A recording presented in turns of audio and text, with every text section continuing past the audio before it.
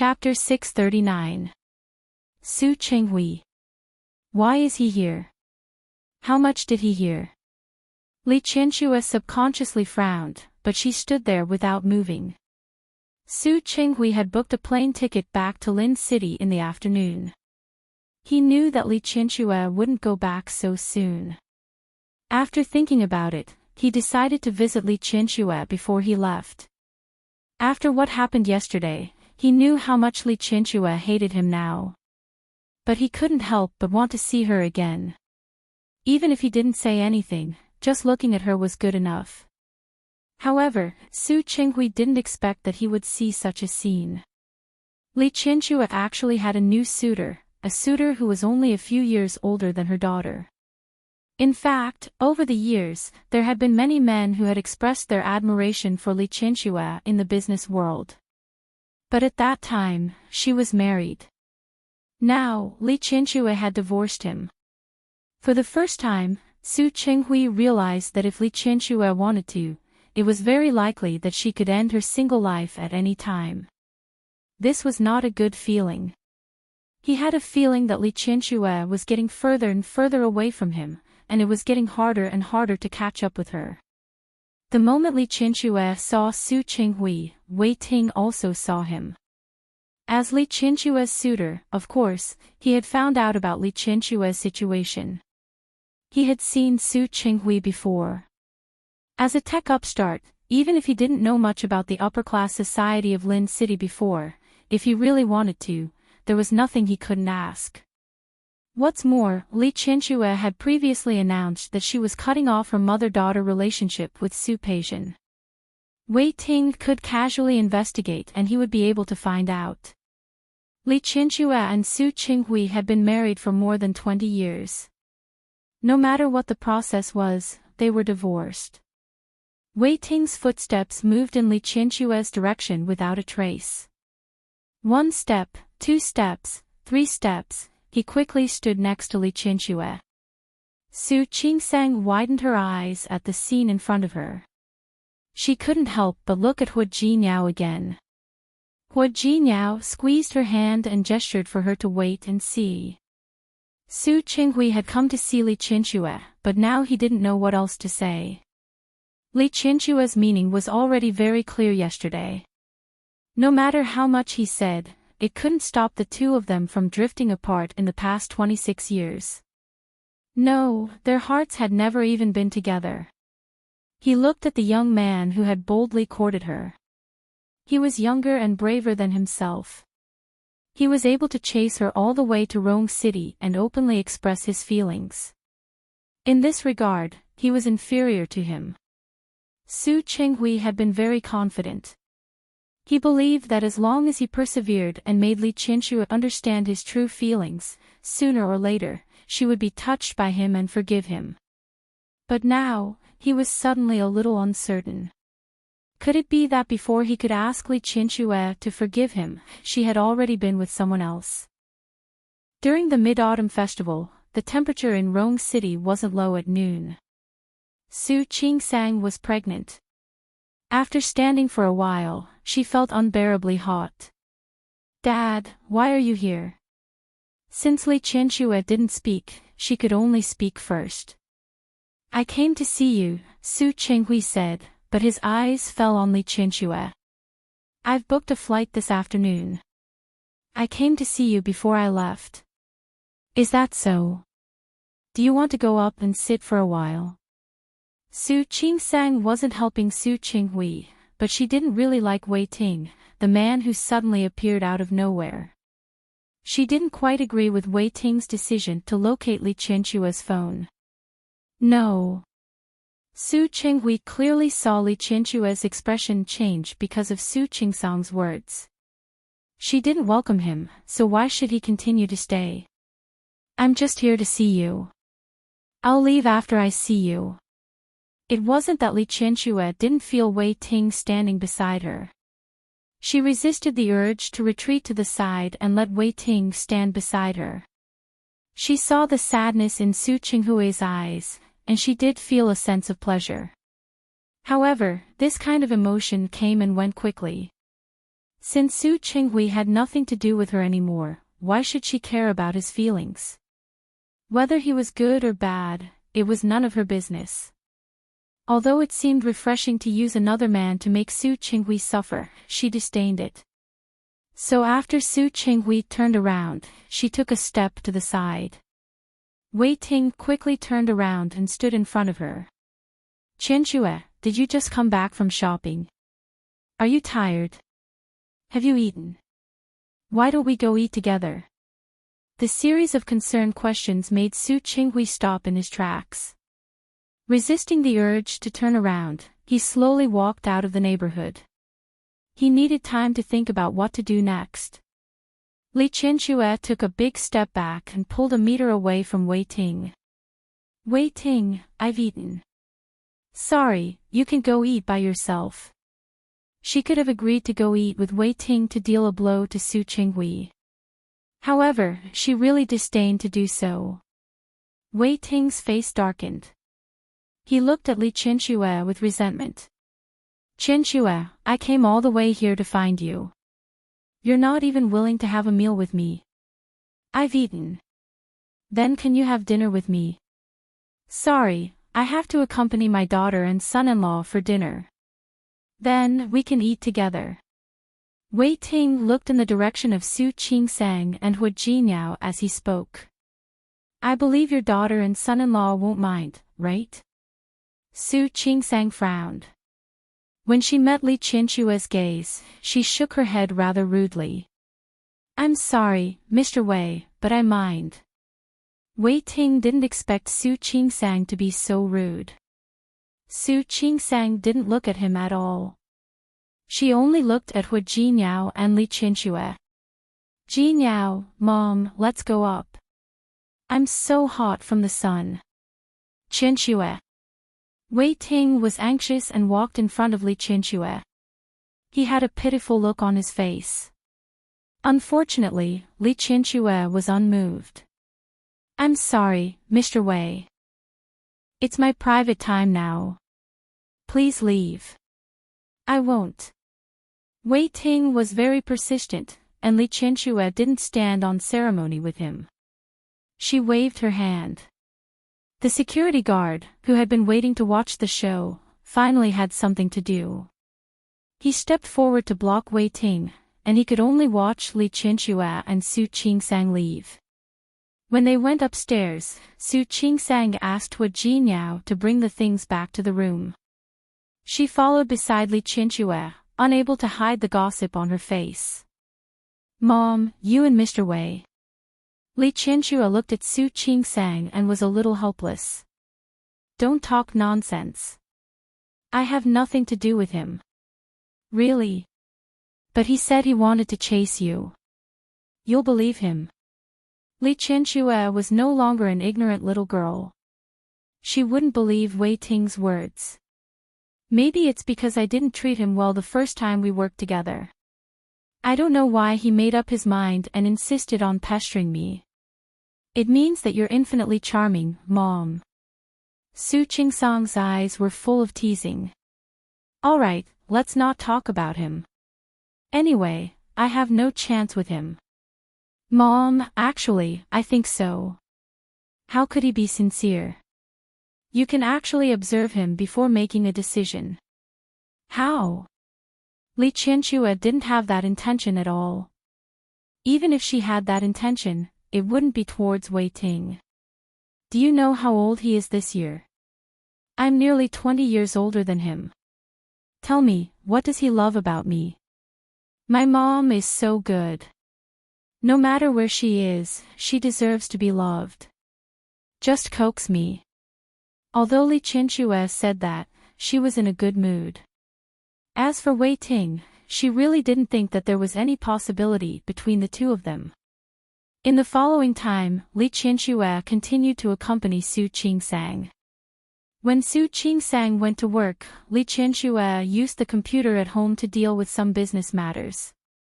When Su Qingsang didn't go to work and stayed at home, she tried her best to improve her relationship with her.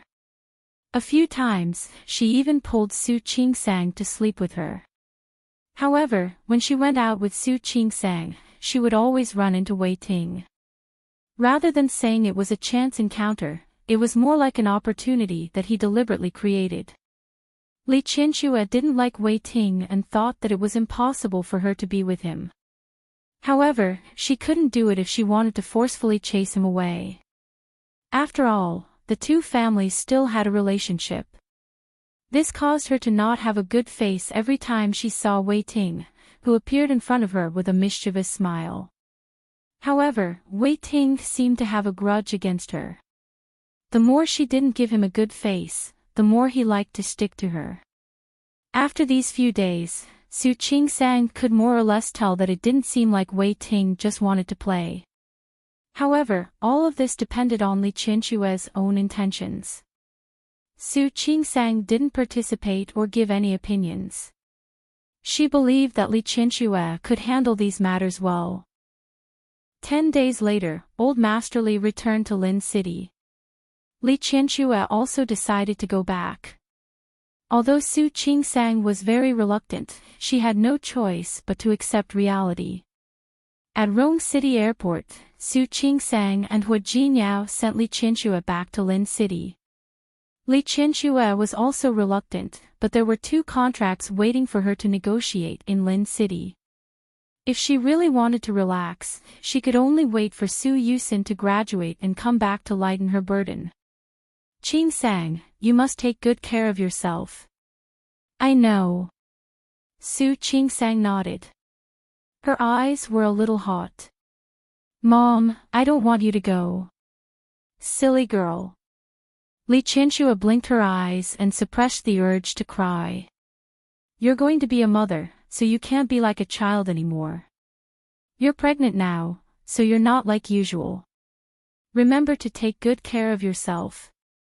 I will. Besides, there's still Hu Jinyao. Mom, don't worry. I'll definitely take good care of Qingsang. If you don't take good care of her, I won't let you off. Li Qianxue glared at Hu Jinyao threateningly. When she looked at Su Qingsang again, she held her hand and was about to say a few more words when she saw Su Qingsang slowly approaching behind Hu Jinyao from the corner of her eye. Why was he here again? He was really haunting her. Li Qianxue's brows were tightly furrowed as she watched Wei Ting walk in front of her. Hi, Qianxue, what a coincidence. After he finished joking with Li Qianxue, he greeted Su Qingsang and her husband. No matter what, he had to please his future daughter and son-in-law. His attitude was still very important. Li Qianxue didn't believe that there was such a coincidence. Wei Ting, did you locate my phone again? Qianxue, you've really wronged me. This time, I really didn't locate your phone. He had only used his connections to check the airline's booking records.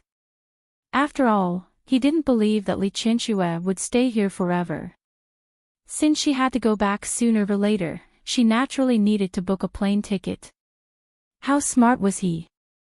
I just happened to be going back to Lin City. Look, aren't we fated? I don't think so. Li Qianxue wasn't a young girl who knew nothing. She was sure that Wei Ting must have done something. If you want to go back to Lin City, go ahead. I'm not going back. Then where are you going, Qianxue? Do I need to report to you where I'm going? Of course not. Wei Ting quickly waved his hand and looked at Li Qianxue with a fervent gaze. I just want to follow you wherever you go. You can treat me as one of your luggage. I don't have such a big luggage. Qianxue. Mr. Wei, please excuse me. I'm about to board the plane. It's okay, I'll go with you. Wei Ting fully displayed his experience that the thicker his skin was, the easier it was to chase after a girl. Li Qianxue's brows were tightly knitted. Who wants to go with you? I told you, I'm not going back to Lin City. That's great. I can change my flight. Anyway, I'm going with you. We can just treat it as getting used to the trip in advance. After Wei Ting finished speaking, he added 4 words, honeymoon trip. Wei Ting. Li Qianxue was in a hurry to get rid of Wei Ting. She didn't even say goodbye to Su Qingsang and left. If you continue to talk nonsense, I won't be polite to you. The two of them disappeared at the boarding gate. Su Qingsang turned to look at Hu Jinyao, her eyes full of shock. Why did she feel that there was something wrong with this scene? Jinyao, what do you think of this Wei Ting? It's not easy to come to a conclusion for the time being. He looks good, and there's nothing wrong with him in other aspects. Hu Jinyao told her about the information he had investigated. He's considered a tech upstart. In his early years, when he was studying abroad, he developed a software with his friends. Then, that game software was sold at a fairly good price. After that, he used this money as a startup capital and set up his own company with his friend. The cooperation with the Li Corporation this time was also because they installed an internal software on all the computers in your mother's company. That's how they got to know each other. Is that so? These were all work-related matters. What Su Qingsang cared about the most was how a man behaved in private, how he handled himself, and most importantly, how his relationship was. I haven't found any of this for the time being. Hu Jinyao didn't have much information about Wei Ting. It was just what he had just said. I only know that he didn't seem to have a girlfriend when he was in Silicon Valley. His friends said that he kept his chastity like jade and was quite clean. That good. This Wei Ting didn't look young, right? He hadn't had a girlfriend before. This didn't make sense. Yes. Hu Jinyao nodded. At least that's what the information says. Further ahead, it will take time to find out his identity and experience. If you're worried, I'll ask Yang Wenchang to tell you the results in 2 days. Su Qingsang shook her head. There's no hurry. There's no sign of anything happening now. Besides, I believe in my mother's taste. You believe in your mother's taste? Hu Jinyao raised his eyebrows, his eyes a little uncertain. Just based on her taste in your father. Hu Jinyao, Su Qingsang raised her hand to pinch Hu Jinyao's arm. Hu Jinyao wrapped her hand in his palm. Alright, let's not worry about your mother's relationship for the time being. Wei Ting's words just now reminded me of something. What? We've been married for more than a year, but we haven't had a honeymoon together yet. Su Qingsang blinked. Don't tell me that you want to take me on a honeymoon now. Can't I? Su Qingsang looked down at her belly, which was a little bigger than 2 days ago. Now? At this time? Are you sure? Didn't you always say that you're in good health and that there's no problem at all? Hu Jinyao felt that this suggestion was feasible. If you're willing, I'll take you out to play for a few days. Where to? Su Qingsang was really interested after hearing Hu Jinyao's words. Where do you want to go? Su Qingsang blinked. You don't want to go out, do you? Flying for a long time might cause a certain amount of damage to the fetus. If you want to play in the country, it's fine. It's best to choose the kind that doesn't take too long to drive. Su Qingsang was just saying it casually, but she didn't expect Hu Jinyao to really arrange it. When they came the next Saturday, Hu Jinyao brought her to his newly bought RV. The back of the RV was very spacious. It was very comfortable. Su Qingsang felt like she was sitting on a flat road. She retracted her gaze from the window and looked at Hu Jinyao. When did you buy this car? Don't tell me that you bought it specially to take me out to play. Can't I? His woman could never be too spoiled. Not to mention a car, even if she wanted a yacht or a plane, he could still satisfy her. It's a bit of a waste. Su Qingsang looked at the rather luxurious furnishings in the RV. I've really only seen this on TV. It's okay. If you like it, I'll buy 8 or 10 of them. paint them in different colors. When the time comes, you can go to a place and drive one. It'll be like a rainbow. That's enough. If he continued to be like this, he would really spoil her. Su Qingsang yawned and looked at the bed in the RV. How long will it take? About 3 hours. You sleep for a while. I'll wake you up when we arrive. What about you? I'll watch over you. Su Qingsang smiled because of his words. She leaned over and kissed the corner of his lips. Then, she went to the bed and lay down. She fell asleep.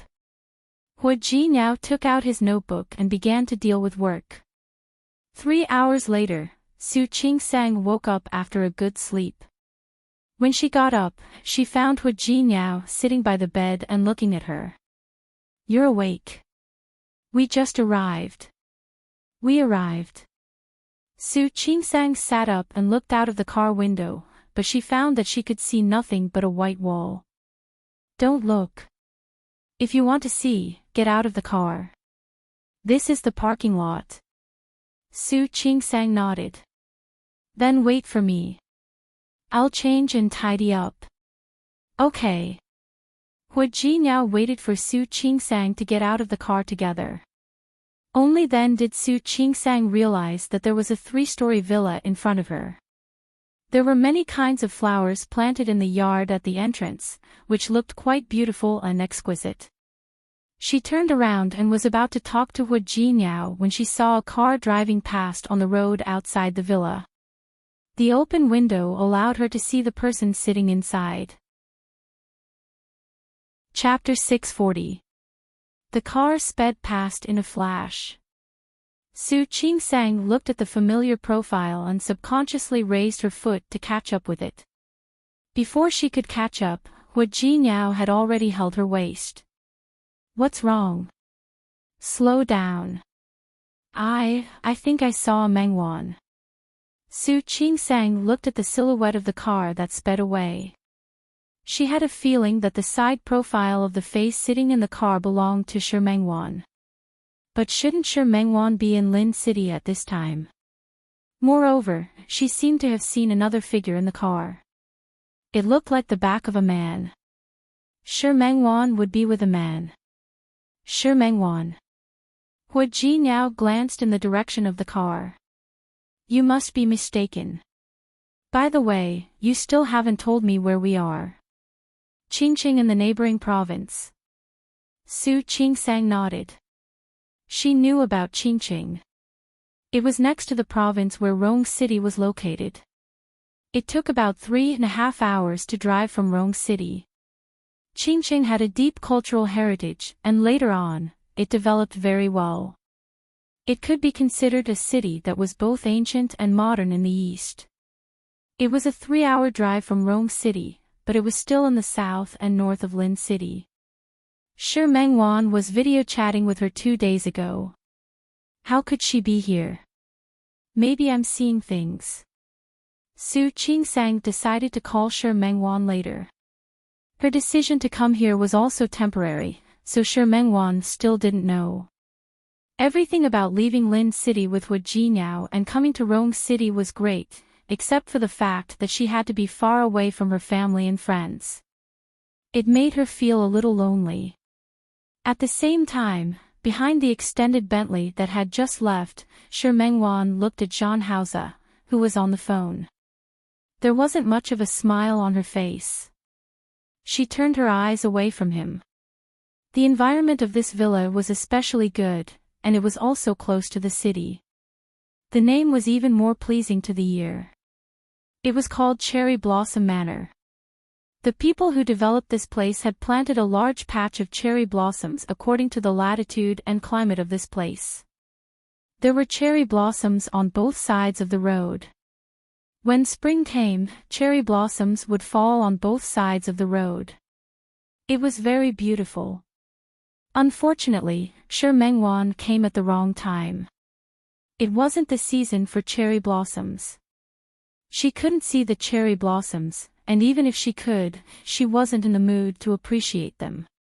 Zhang Haoze's voice was in her ear. She could guess who the person on the other end of the phone was. Chen Feifei, Zhang Hao's fiancée. I'm a little busy these few days. If there's anything, we'll talk about it when I get back. Yes. Take care of your health. Don't think too much. Zhang Hao's voice was clearer than other men's. At this time, he was speaking to the person on the other end of the phone in a very gentle voice. Shi Mingwan's expression wasn't very good. When Zhang Hao hung up the phone, she turned her gaze back. If you're so afraid of her thinking too much, just bring her out directly. Why drag her along? Shi Mingwan felt a little stuffy. The feeling of being unable to breathe was very uncomfortable. Take me to the airport, I want to go back. Zhang Hao's reaction was to hug her body, easily lifting her up and placing her on his lap. Shi Mingwan didn't have time to struggle. She just passively stuck to Zhang Hao's body. The two of them had been entangled for nearly half a year. In his arms, she didn't have much spirit to resist. She was already used to his demands and his robbing behavior. But no matter how many habits she had, it couldn't overcome the fact that the man in front of her was someone else's fiancé. She didn't know what went wrong, and the situation in front of her made her very conflicted. She longed for everything about this man, his kiss, his embrace, his breath. But she resisted everything about him. He didn't admit that she was her dear brother. He even had a fiancé. Just like this time, she chased him away and told him that since he had a fiancé, he shouldn't come looking for her again. But what about him? He forcefully barged into her home and then invaded her residence. He even brought her to Qing City. However, the back of her waist was tightly held by him. Her body was brought into his arms.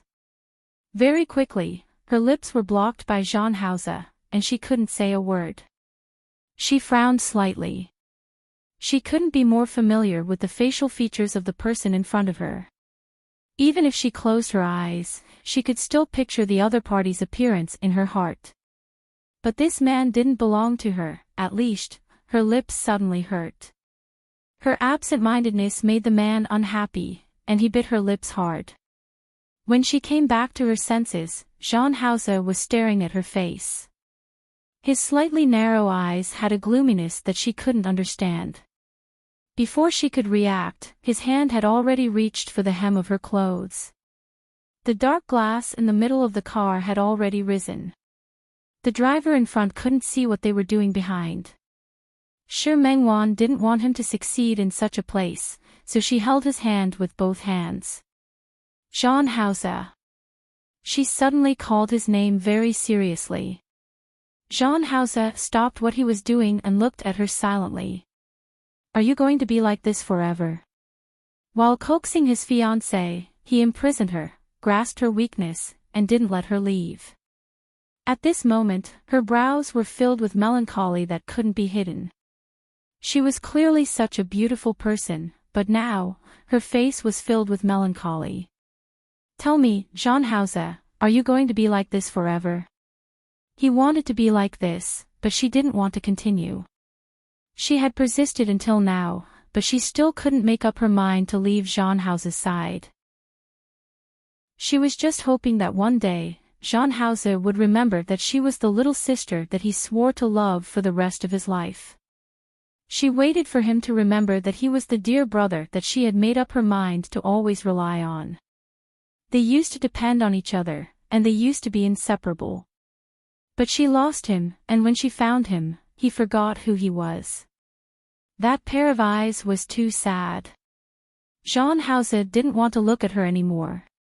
He raised his hand to cover her eyes, lowered his head, and kissed her lips again. He couldn't see her eyes, but in the next moment, he felt the wetness in his palm. Zhang Hao paused for a moment, but soon, he deepened his plunder. Su Qingsang stretched and looked at the cherry blossom avenue in front of her with a hint of regret in her eyes. If only we had come in April. We would have been able to see the cherry blossoms on both sides, right? Yes. Hu Jinyao nodded and put his arm around her waist. If you like it, we'll come again next April.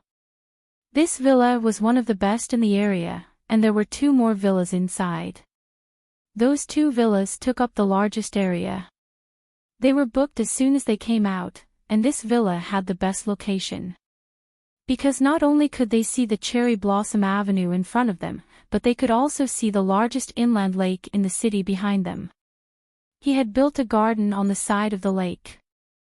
Sitting behind it, they could enjoy the lake breeze while enjoying the beautiful scenery. We'll talk about it later. Su Qingsang had slept for a long time in the car, so she wasn't sleepy at all. Let's go out for a walk. Okay. Another advantage of this place was that the environment was very good, and the neighborhood was very large. Su Qingsang and Hu Jinyao held hands and walked along the lake. They saw another villa. That villa was bigger than the one they were living in now. Is that villa also in this neighborhood? Hu Jinyao nodded. Looking at the villa, he suddenly remembered something. If he remembered correctly, the person who bought this villa seemed to have the surname Jean. The Jean family was one of the old aristocratic families in Qing City. Thinking of the Jean family, he thought of the few times he had met Jean Hausa in Lin City. If he remembered correctly, the Jean family's various forces had been surging and hadn't stopped. Was this area developed by your company? Su Qingsang's words brought Hu Jinyao back to his senses. He smiled and held her hand as they walked down the stairs. Not only this Cherry Blossom Manor, but the shopping mall outside and the neighborhood beside the shopping mall were all built by Tianyu Group. At first, they wanted to build a villa area here. After all, the scenery here was good and the feng shui was good. After the villa area was built, they discovered that the nearby space was empty. At that time, the Qing city government was attracting investment, and Tianyu Group had the ability to do so, so they simply circled the land and became the current scale. Amazing! Hearing this, Hu Jinyao moved his face closer to Su Qingsang. Your husband is so amazing. Don't you want to give me some reward? With a bow sound, Su Qingsang leaned over and kissed his face. My husband is the best. Is that okay? So. The kiss wasn't sincere enough, but since he knew that Su Qingsang wasn't a very open person outside, he let her go. Looking at a rocking chair in a pavilion in front of them, he led Su Qingsang to sit down. The autumn wind was cool, and this season gave people a rather comfortable feeling.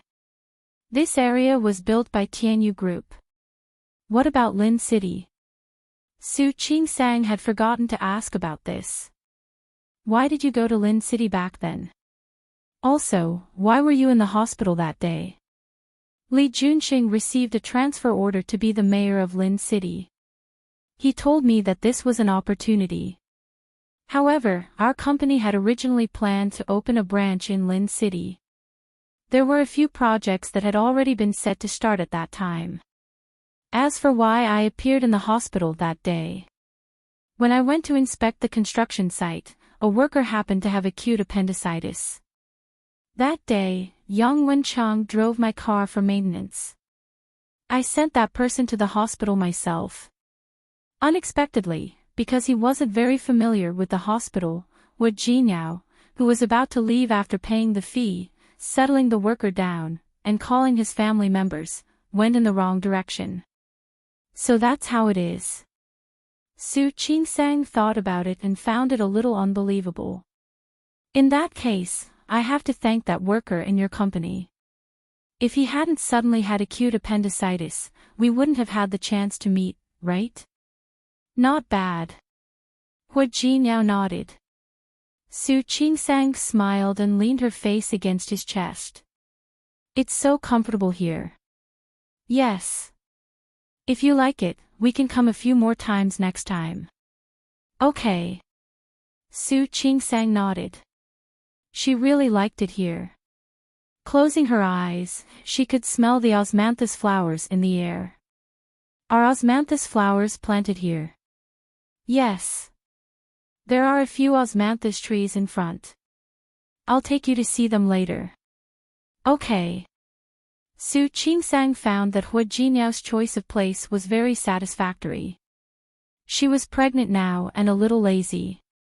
She didn't want to go to places that were too torturous or too tiring. Later, let's go eat Qing City's specialty dishes. I know a restaurant here that makes very authentic roast whole sheep. Okay. Su Qingsang's appetite had been good recently, and she wasn't too picky. In fact, many things weren't as exaggerated as they sounded. She couldn't eat this or that. She had to pay attention to the amount and the actual condition of her body. Not being picky was also a kind of prenatal education. Su Qingsang had never been to Qing City before. The place that Hu Jinyao mentioned was in a courtyard near the suburbs. The courtyard was a standard northern courtyard house. It was spacious and grand, with northern trees planted. It looked just like an ordinary courtyard house. Su Qingsang followed Hu Jinyao into the room in the middle of the courtyard. The inside was completely different from the outside. The decoration was very elegant. There weren't many tables in the hall, and the corridors on both sides could lead to private rooms. Judging from the number of rooms, there didn't seem to be many. How do you know about this place? This boss used to work with Tianyu. Later, because he always had to socialize outside, his body couldn't take it, so he didn't open a company and came to open this farmhouse. There's a limited number of guests every day. If there's more than that, he won't take any guests. As Hu Jinyao spoke, a slightly chubby middle-aged man walked out of one of the private rooms.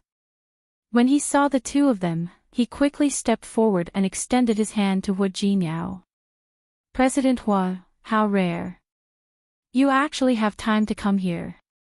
I brought my wife here to eat roast whole sheep. Hu Jinyao smiled and shook hands with the other party. How is it? Is there a seat? President Hua, you're here. Even if there's no seat, I'll add it for you. The man smiled like a flower. This way, please. The sky room. Thank you. Hu Jinyao followed behind the boss, while Su Qingsang looked around. She rarely saw such a courtyard house in Lin City. It was still different from the courtyard houses in the imperial capital. After entering the sky room, Hu Jinyao asked the boss to serve the roast whole sheep. While waiting for the dishes to be served, Su Qingsang looked at the courtyard at the back. The roast whole sheep is roasted in the back. Yes. Directly roasted. Yes. Do you want to see it? Su Qingsang really wanted to see it. She nodded and Hu Jinyao led her out. After leaving the private room, a waiter served the dishes to a private room in front. The moment the waiter entered the door, Su Qingsang and Hu Jinyao happened to walk inside. She saw that the person who came out of the room was very familiar. It was Zhang Haoze. She was stunned for a moment. Zhang Haoze was very tall. He was about the same height as Hu Jinyao, so she couldn't see inside the private room. However, the moment Zhang Haoze came out and the door closed, she seemed to see a woman sitting inside. President Hua. Zhang Haoze greeted Hu Jinyao first when he saw him. Hu Jinyao nodded. He wasn't surprised that Zhang Haoze was here. Qingcheng was the Zhang family's Huiyangxiu. It was normal for Zhang Haoze to be here. President Zhang is also here to eat roast whole sheep. Yes. Zhang Haoze nodded and looked at Su Qingsang. He nodded slightly. Hello, Mrs. Hua. Su Qingsang's expression was a little cold. Speaking of which, Zhang Haoze had helped her before. She should thank him. However, when she thought about how this man was Shi Mingwan's big brother, and how he had forgotten about Shi Mingwan and was with another woman, she felt a little uncomfortable. President John, is that Miss Chen inside? Su Qingsang remembered that the woman beside John Hause had the surname Chin. She was just asking casually. Before John Hause could say anything, Hu Jinyao cooperated with Su Qingsang and spoke.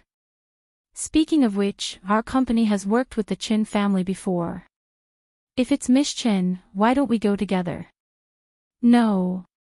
John House's expression didn't look too good. President Hua, it's not convenient for me right now. If there's a chance next time, I'll visit you again. President John, you're too polite. Hu Jinyao and Su Qingsang could tell that the person inside wasn't Chen Feifei. Su Qingsang's expression didn't look too good either. Seeing John Hause walk to the other side, she glared at his back. What's wrong? Why are you unhappy? Hu Jinyao didn't quite understand Su Qingsang's thoughts. He looked in John House's direction and asked, did he offend you? Yes. How did he offend you? Tell me, I'll help you vent your anger. Forget it. Su Qingsang shook her head. John Hause had forgotten about Shi Mengwan and was with Chen Feifei. Now, he was here with another woman. Don't tell her that it was nothing. She could tell from John House's expression just now. There must be something fishy going on. She felt a little upset. Poor Shi Mengwan had rejected countless suitors for such a man for so many years. She was still single. But what about John Hause? He was hugging women here and had no idea who Shi Mengwan was. Although feelings were one-sided, she had to be allowed to stand up for her friend, right? However, there was no need to tell Hu Jinyao about these thoughts now. Looking at the closed door of the private room, the waiter still hadn't come out to serve the dishes. She held Hu Jinyao's hand and said, didn't you say you wanted to see the whole roast lamb? Let's go. She left with Hu Jinyao, and the door of the private room opened. The waiter came out from inside, and the person standing behind the door was Shi Mengwan, who was careful not to be seen. She placed one hand on her chest to suppress her heart, which was about to jump out. She took a deep breath and leaned her body against the wall. Suddenly, a wave of sadness welled up in her heart. Did such a shameful relationship really have to continue? Su Qingsang didn't know what she had missed. After watching the live performance of the whole roast lamb for a while, she couldn't stand it anymore. The temperature was too high, and she was especially afraid of heat now. She didn't run into John Hause again when she returned to the private room. By the time she finished eating with Hu Jinyao, the waiter had already started to clean up the private room. John Hause had already left. After returning to the Cherry Blossom Manor, she sent a video request to Shi Mengwan while Hu Jinyao went to take a shower. However, she was rejected. Su Qingsang was stunned for a moment before she thought of sending it again.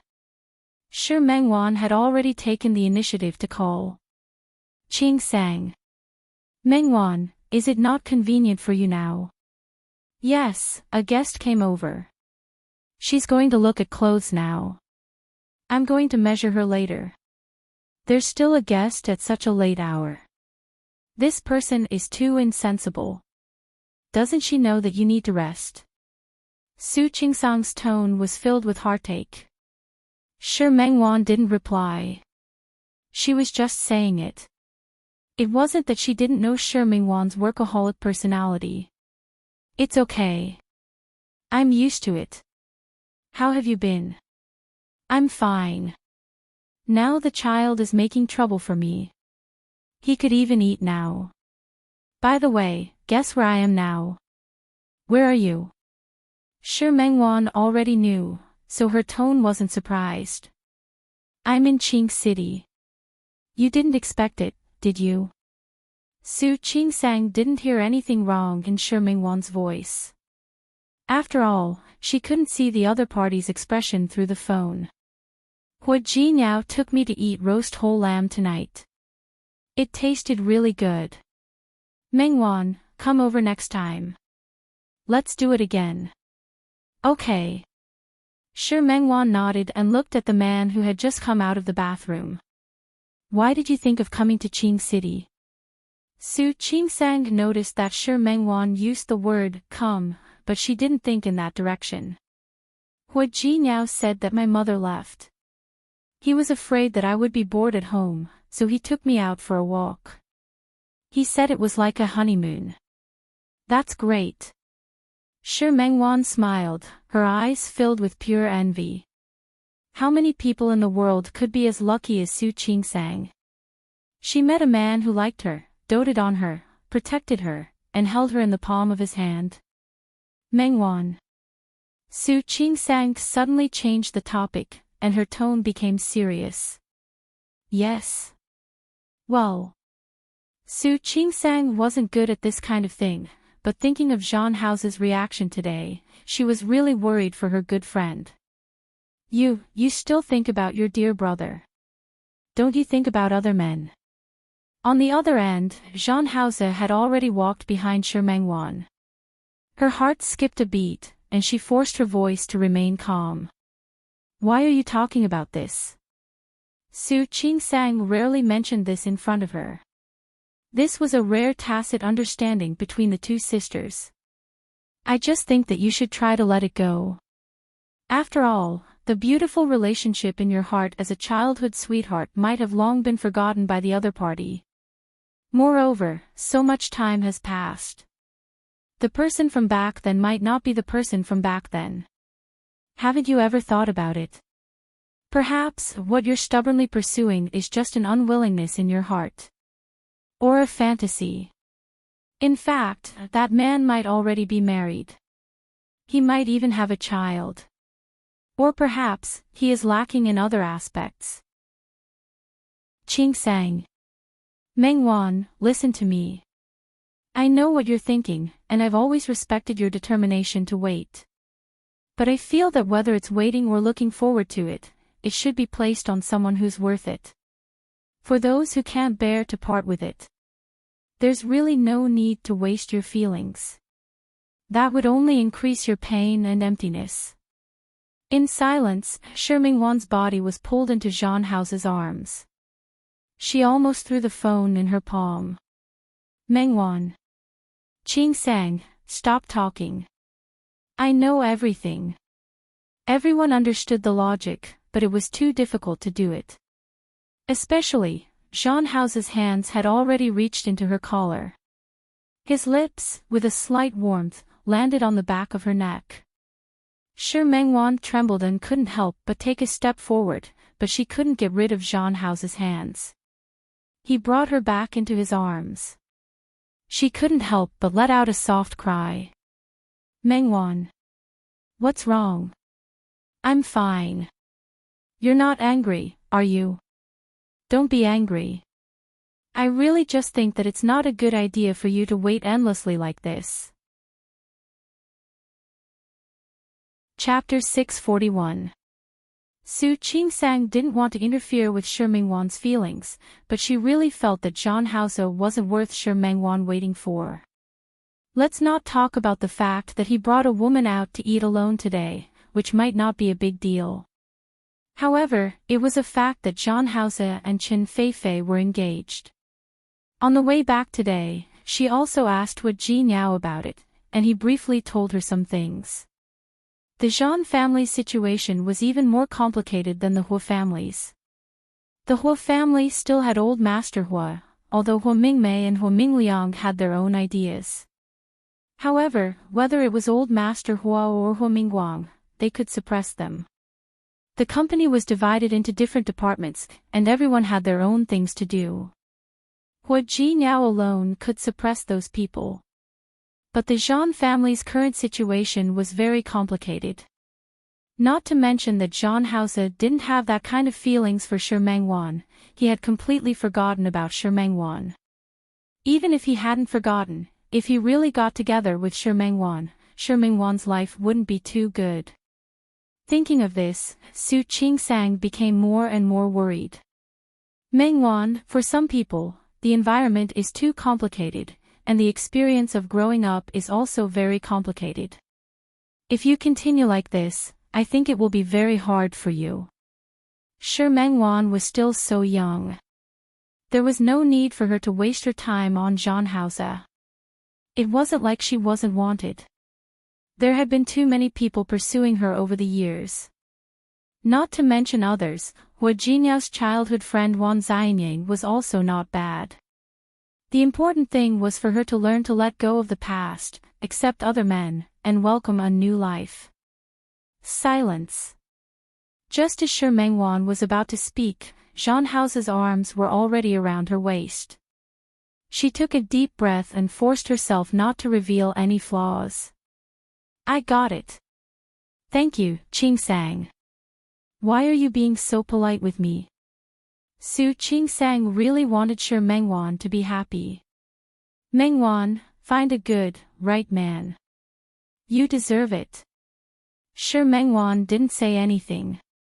Her hands became more and more unruly. She had to quickly end the conversation with Su Qingsang. My guest is here. I have to go. All right. Come to Rome City when you have time. I missed you so much. In the past, Su Qingsang had a cold personality and kept her distance from everyone. She was only close to Shi Mengwan. Okay. Shi Mengwan's voice disappeared in the beeping sound of the phone. Her clothes had been pushed up to her chest. Her body was turned around, but she didn't hug his neck like she used to. Instead, she put her hands on his chest, and her expression showed resistance. Zhang stopped and stared at her face. Angry. Shi Mengwan looked at Zhang and felt depressed. She was a little angry, not at him, but at herself. Ever since she was 12 years old, she had been looking forward to reuniting with her dear brother because of the warmth of their youth. She understood what Su Qingsang said. But understanding was one thing, doing it was another. This man had become her obsession. She couldn't let him go, and she couldn't let him go. If she could get away, she would have asked herself to leave when she found out that Chen Feifei was beside Zhang. Realizing that she was actually distracted again, Zhang bit her lips again. Shi Mengwan was in pain and suddenly pushed him away. Zhang. She really couldn't go on like this. Shi Mengwan turned her face away and didn't look at him. I want to go back to Lin City. Okay. Zhang nodded. His rare attitude stunned her for a moment. After a few days, I'll go back with you. I want to go back now. Su Qingsang came to Qing City, and she didn't want to meet Su Qingsang. Zhang narrowed his eyes slightly and looked at Shi Mengwan. He suddenly went forward and picked her up. Before she could react, he carried her to the direction of the bed. Shi Mengwan didn't manage to leave in the end. When she woke up in the morning, Zhang had already left. He had been especially busy in Lin City, and it was even more so after coming to Qing City. In Lin City, when he was very busy, she still had her own things to do, such as going to the studio and drawing. But when she came here and stayed in this big villa, she felt like a bird with broken wings.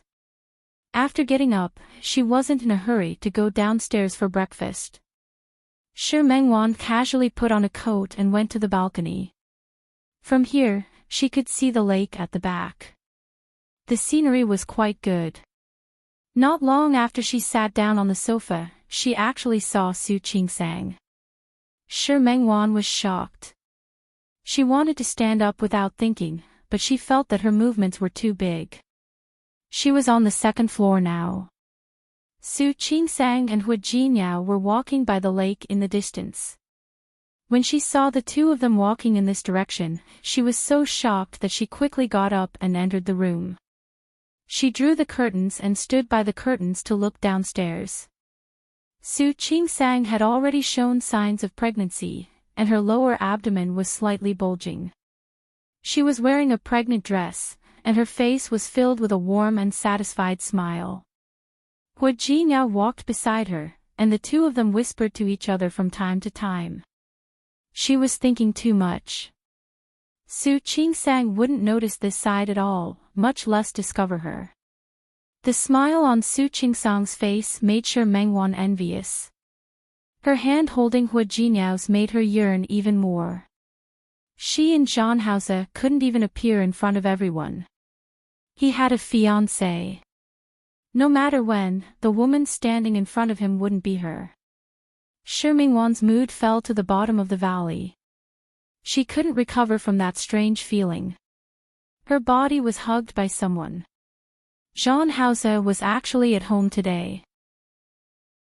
He followed her gaze and looked out of the window. Do you want to go down and say hello? His warm breath brushed against her neck. She shrank her neck and wanted to escape from his control. However, her body was turned around and pressed against the glass of the sliding door of the balcony. Zhang Haoze. Don't you need to? No matter what, you're good friends and best friends. Shouldn't it be right to say hello? Zhang Haoze. She called his name softly, and her voice was pleading. Don't do this. She absolutely didn't want Su Qingsang to see this side of her. Don't what? He narrowed his eyes and asked her in a low voice. She was only wearing a coat outside, and he easily took it off. She was still wearing yesterday's nightdress, and the thin fabric was easily torn to pieces by him. She could hear his breathing beside her ears. Su Qingsang and Hua Jinyao were downstairs. She felt extremely ashamed. She bit her lip desperately, but she couldn't resist Zhang Haoze's domineering attitude. As her body was pushed away by him, a tear fell from the corner of her eye. For the first time, she seriously realized in her heart that the man in front of her was really not the big brother in her impression. Su Qingsang had no idea that in the villa not far in front of them, her good friend was also there. The weather in Qing City had been good these few days. The environment here was good. Walking in it made people feel relaxed and happy. Of course, the most important thing was that Hua Jinyao was by her side. She had been pregnant for 4 months. Her belly was a little bigger than that of an average pregnant woman who was 4 months pregnant. After all, they were twins, so they were always different. Walking to the osmanthus tree in front of her, Su Qingsang sat down on the rocking chair. The sun in this season didn't shine much, and it gave people a very comfortable feeling. Are you taking a walk in your own neighborhood when you go on a trip? Hua Jinyao looked at Su Qingsang's expression of enjoyment and couldn't help but laugh. She was really too easily satisfied, wasn't she? Can't I? The environment here is quite good. I think staying here is quite comfortable. I was going to take you to Luoshan Park in Qing City today. Why don't we go in the afternoon? I'll go later. Su Qingsang blinked. I just want to sit under this osmanthus tree for a while and enjoy the wind. Enjoy this peace. Okay. If you want to enjoy peace, I'll accompany you. Hua Jinyao nodded. He was going to accompany Su Qingsang, so of course she could do whatever she wanted. Su Qingsang smiled. The so-called trip didn't necessarily mean going somewhere and seeing the scenery there. It was also good to change places, slow down, and enjoy this kind of leisure time without doing anything. She raised her hand and was about to stretch, but when her hand was halfway raised, it suddenly froze. She blinked, as if she was a little frightened. What's wrong? Ever since Su Qingsang was pregnant, her every reaction made Hua Jinyao nervous. He looked at Su Qingsang nervously, afraid that she was uncomfortable again. He's moving. Ha! This time, it was Hua Jinyao's turn to be stunned. Who? Him. Su Qingsang was a doctor. Of course, she knew that the fetus would move after 4 months of pregnancy. But this was the first time she felt it, and that feeling was particularly magical. Su Qingsang looked at her abdomen, retracted her hand, and gently placed it on it. He moved again. Hua Jinyao looked at her and couldn't help but reach out and place his hand on it. He was extremely nervous and stared at his palm with a sacred expression. However, after waiting for a long time, there was no more movement. Why isn't he moving? I don't know. Su Qingsang smiled and deliberately teased him. Maybe it's because you didn't greet him. Was that so? Hua Jinyao frowned slightly. He cleared his throat, and his face suddenly looked a little nervous. Hi, hello. I'm Dad. His serious expression made Su Qingsang laugh. She didn't have time to laugh. The sudden movement in her abdomen stunned Hua Jinyao. He moved, he really moved. Silly. Su Qingsang smiled and placed her hand on Hua Jinyao's palm. Feeling the fetal movement in her abdomen from time to time, her expression softened. When the fetal movement stopped, Hua Jinyao retracted his hand and held Su Qingsang's hand instead. Qingsang. Yes. Although Grandpa has to think of the children's names, I thought of 2 nicknames for the 2 children. What? It's called Xiang Xiang and Nian Nian. Whether it's a boy or a girl, these 2 nicknames will be called. Su Qingsang looked at his expression and nodded gently. Okay, very good names. Thank you. She understood what he meant. Hua Jinyao was grateful and leaned over to kiss her abdomen. Su Qingsang's heart softened. Looking at Hua Jinyao's head, she couldn't help but hug him into her arms. I think they will know. Hua Jinkai, Hua Wushuang. His brother and sister would know that he missed them so much, and they would understand his immature behavior and the choice he had to make at such a young age. Hua Jinyao didn't say anything. He just hugged Su Qingsang's waist tightly and enjoyed the rare silence. Mount Luo Park in Qing City was built according to Mount Luo, but Mount Luo wasn't a mountain. In ancient times, there was a person named Mount Luo. He was talented, but he once failed the exam 10 times in a row. Later, Mount Luo simply stopped taking the exam. Every day, he only invited a group of scholars to talk about poetry near his residence. He was hospitable and attracted many scholars. With more people, the place became smaller. At that time, there was a minister who liked the literary talent of Mount Luo. He had purposely built this garden. Later, after Qing City began to develop, this place became a scenic spot. It was renamed Mount Luo Park. This was a northern garden with great research value, so almost everyone who came to Qing City would come to Mount Luo Park to play.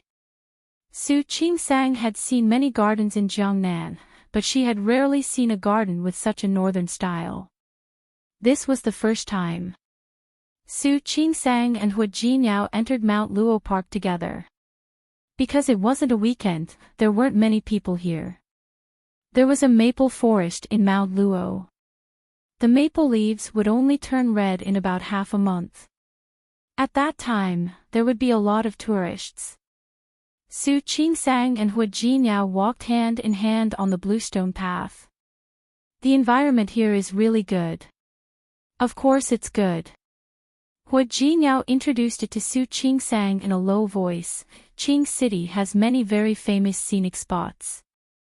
This was once a large trade transit city in the north, so there were many merchants coming and going.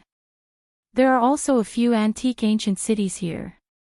Although they have been developed in the past few years, they are not very famous. We can slowly walk through them in a few days. Okay. If you can't take it, just tell me. We'll stop and rest. Su Qingsang was pregnant, so she couldn't be too tired. If she had the energy, she would play a little longer. If she didn't, she would go home and rest. Don't worry. You really don't have to worry about me. I'm not a porcelain doll. How can I be so fragile? Even if you're a strong woman, in my heart, you're just my wife. He squeezed her hand slightly. A wife who needs my protection. Su Qingsang smiled and leaned over to kiss him on the cheek. Mount Luo Park was very big. Su Qingsang finally wasn't like usual. By evening, she was already a little overwhelmed. Hua Jinyao had been paying attention to Su Qingsang's expression. Seeing her like this, he immediately stopped her from leaving. Let's go back. If you want to come, we'll come again tomorrow. It was rare for Su Qingsang not to be willful. She nodded and left with Hua Jinyao. She originally wanted to go home directly, but after getting into the car, Su Qingsang suddenly wanted to eat hot pot. I don't come here often, but I know there's a hot pot restaurant in the ancient city that's been open for a long time. The taste is good. Let's go there to eat. Ancient city. Is that the one you mentioned just now? Yes, there's a night market inside. After dinner, if you've recovered your energy, you can go shopping. Then I'm going. Su Qingsang liked these old places. She was in high spirits and felt that the fatigue in her body had lessened a lot. Hua Jinyao smiled. The driver drove the car in the direction of the ancient city. Mount Luo Park wasn't too far from the ancient city. They arrived in half an hour. They booked a private room. Su Qingsang was really tired after walking for half a day. After ordering a lot of dishes, she only cared about enjoying the food to her heart's content. She was in charge of eating, and Hua Jinyao was in charge of cooking for her. On the contrary, he didn't eat much. This was a new hobby that Hua Jinyao had developed ever since Su Qingsang became pregnant. He especially liked to feed Su Qingsang and hoped that she could eat more. Ah, I'm so full. Su Qingsang was full. She looked at the remaining half of the ingredients and looked at Hua Jinyao. It's a little wasteful. It's not a waste. There's still me. Hua Jinyao didn't mind at all. He put the remaining ingredients into the pot and finished them. Su Qingsang supported her chin with one hand and watched him eat with a faint smile in her eyes. Don't we look like an old married couple? No. Hua Jinyao gave a negative answer without thinking. We're not old at all now. So if you want to be an old married couple, wait until you're a little older. Su Qingsang loved to hear his sweet words. The smile on her face became even brighter. After leaving the hot pot restaurant, they turned to the side and arrived at the ancient city. It was even more lively at night than during the day. Su Qingsang and Hua Jinyao entered the ancient city. The small shops on both sides were very unique. However, such places seem to be the same in ancient cities all over the country. Su Qingsang would stop to take a look when she encountered something interesting. If she didn't encounter it, she wouldn't look. There was a shop in front. The owner sold her own cloth and clothes. She set up a loom in the shop. It was the kind of old floral cloth and old-fashioned cotton cloth. Su Qingsang was very interested in this. Not only was there old floral cloth, but there were also ethnic clothes made of such cloth. There were also other fabrics, all of which had local ethnic characteristics. Su Qingsang liked the ethnic clothes that the other party had placed at the door very much. She was even more interested when she saw the loom in the shop. She entered the door with Hua Jinyao. A middle-aged woman was sitting in front of the loom, weaving. There were also a few shop assistants. When they saw someone enter, they stood up and greeted them. The moment Su Qingsang looked up, she realized that Zhang Haoze was also here. She was a little surprised. Qing City was a big city with a population of more than 10 million. It wasn't easy for her to bump into him 2 days in a row. President Hua. When Zhang Haoze saw Hua Jinyao, surprise flashed across his eyes. His subordinates had clearly told him that Hu Jinyao and his wife had gone to Luoshan Park today. Why were they here? President John, what a coincidence. Hu Jinyao felt the same as Su Qingsang. He felt that it was too much of a coincidence. How could they bump into each other everywhere they went? He looked at John House's side. There didn't seem to be anyone else. President John is alone. No. Seeing that the two of them knew each other, the shop assistant who had just come up to greet the two of them immediately became interested. This gentleman is here with his girlfriend. His girlfriend is very beautiful. She just picked out a set of clothes to try on. This beauty has such a good figure. Why don't you pick 2 sets to try on? Su Qingsang noticed that when the shop assistant said the word girlfriend, Zhang Hao's expression was calm, as if he didn't feel uncomfortable at all. She had just persuaded Shi Mengwan yesterday, and today, she met Zhang Hao again. Moreover, she met him shopping with a woman. The scenery of the ancient city was indeed good, but she didn't think that based on her impression of Chen Feifei from the 2 times she met her last time, she would come here to shop. If it weren't for the fact that she didn't want to be nosy, she really wanted to see who Zhang Hao's girlfriend was. What kind of stunning woman could make Zhang Hao leave a rich young lady like Chen Feifei behind and come to accompany another woman? Beauty, what do you think of this set?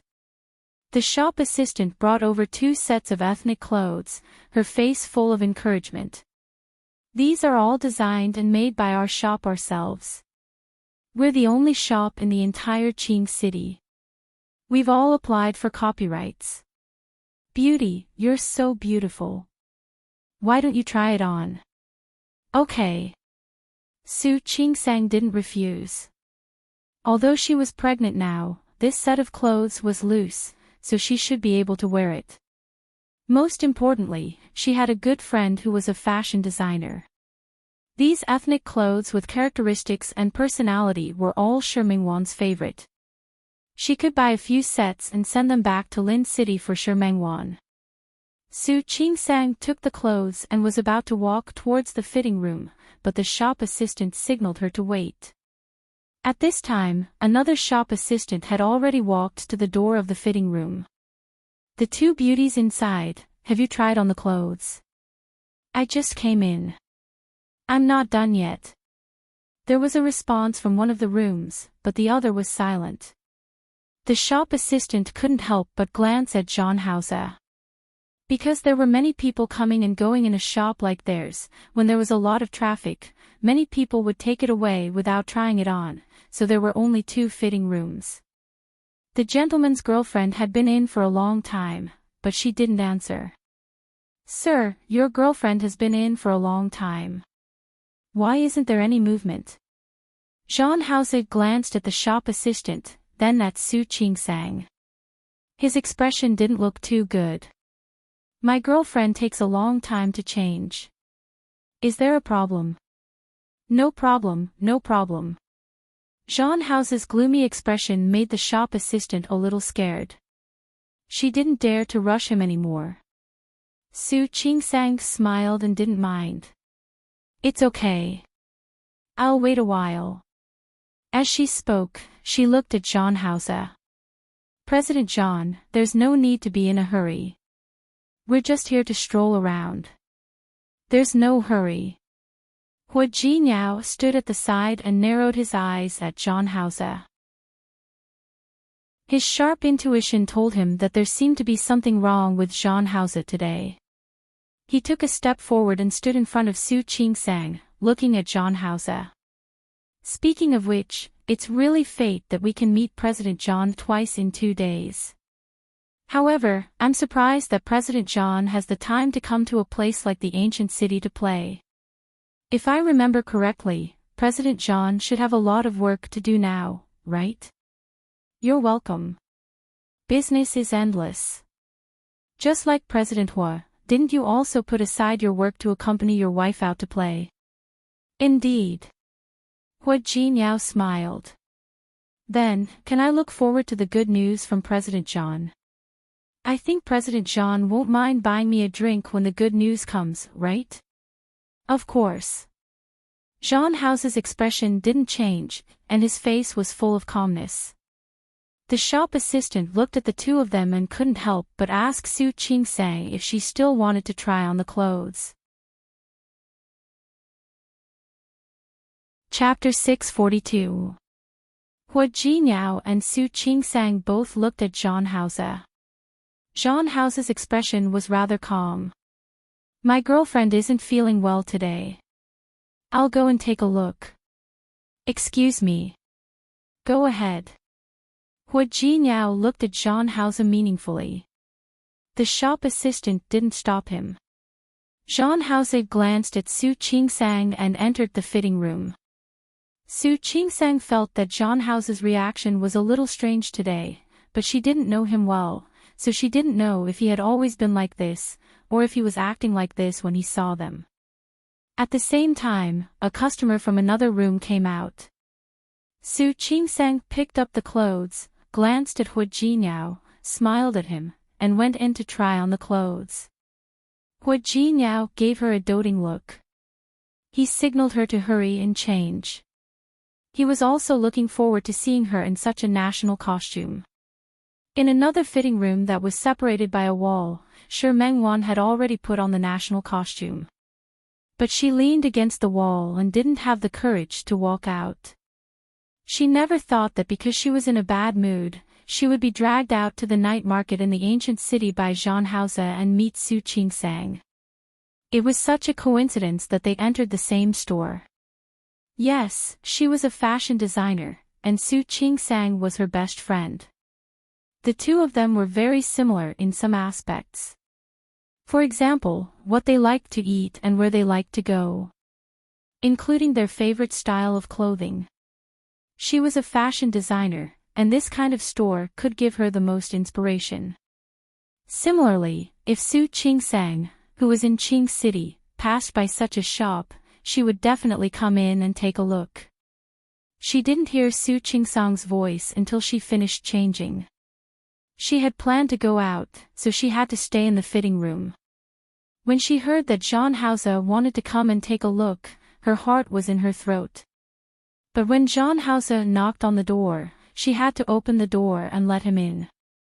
Her body was almost completely hidden behind the door, and the narrow door couldn't hide her at all. She looked at the wall.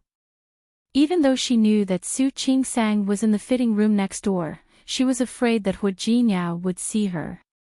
When Jean House entered the door, he found that Shi Mingwan's face was very pale. She didn't even dare to make a sound. After all, the soundproofing here was very bad. Next to him was Su Chingsang. She looked at Jean House with panic, eagerness, and embarrassment in her eyes. Even if the neighbor was her best friend, she didn't have the courage to let Su Chingsang know that she had become a mistress that she despised, but was ultimately a fact. Jean House took a step forward and said softly, "Are you okay?" How could Shi Mengwan make a sound? She bit her lip and glared at Jean House. The man in front of her had caused her to fall into such a situation. The resentment in her eyes was so obvious. Jean House curled his lips and his gaze swept over Shi Mengwan. She had chosen a set of Uyghur clothing. The bright red color contrasted with her snow-white skin. Her appearance was very beautiful, but it wasn't the kind of beauty that could overwhelm others. She really did look like a Uyghur girl with this set of clothes. Jean House narrowed his eyes slightly and took a step forward. Shi Mengwan instinctively took a step back. Behind her was the wall, so she had nowhere to retreat. Jean House moved closer to her, tilted his head, and kissed her lips. Shi Mengwan's eyes widened. She couldn't believe that he actually dared to do such a thing to her in the fitting room. She reached out to push him, but he bit her lips. His lips moved to the right, turned to her ear, and bit her earlobe. Afraid of being heard. He spoke in a whisper so soft that only they could hear him. However, Shi Mengwan always had a sense of fear that someone would find out. She admitted defeat and looked at Zhang Haoze, hoping that he would stop. What do you think would happen if I took you right here? His hot breath made her neck hot, but his words made her heart cold. She didn't even dare to make a sound. She could only stare at him with her eyes wide open, as if he had gone crazy. Zhang Haoze didn't look at her terrified expression. His big hand gently moved down the lines of her back and finally landed on her waist. You look very beautiful in this outfit. He wasn't stingy with his own problems, but Shi Mengwan wasn't happy at all. She raised her hand to push Zhang Haoze. Her hands were restrained by him, and they were restrained behind her. Are you afraid? Shi Mengwan was about to cry. This man was a robber.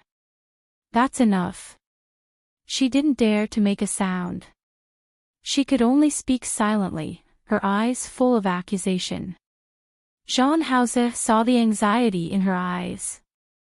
His hand moved down again and gently pressed on her waist, bringing her body into his arms.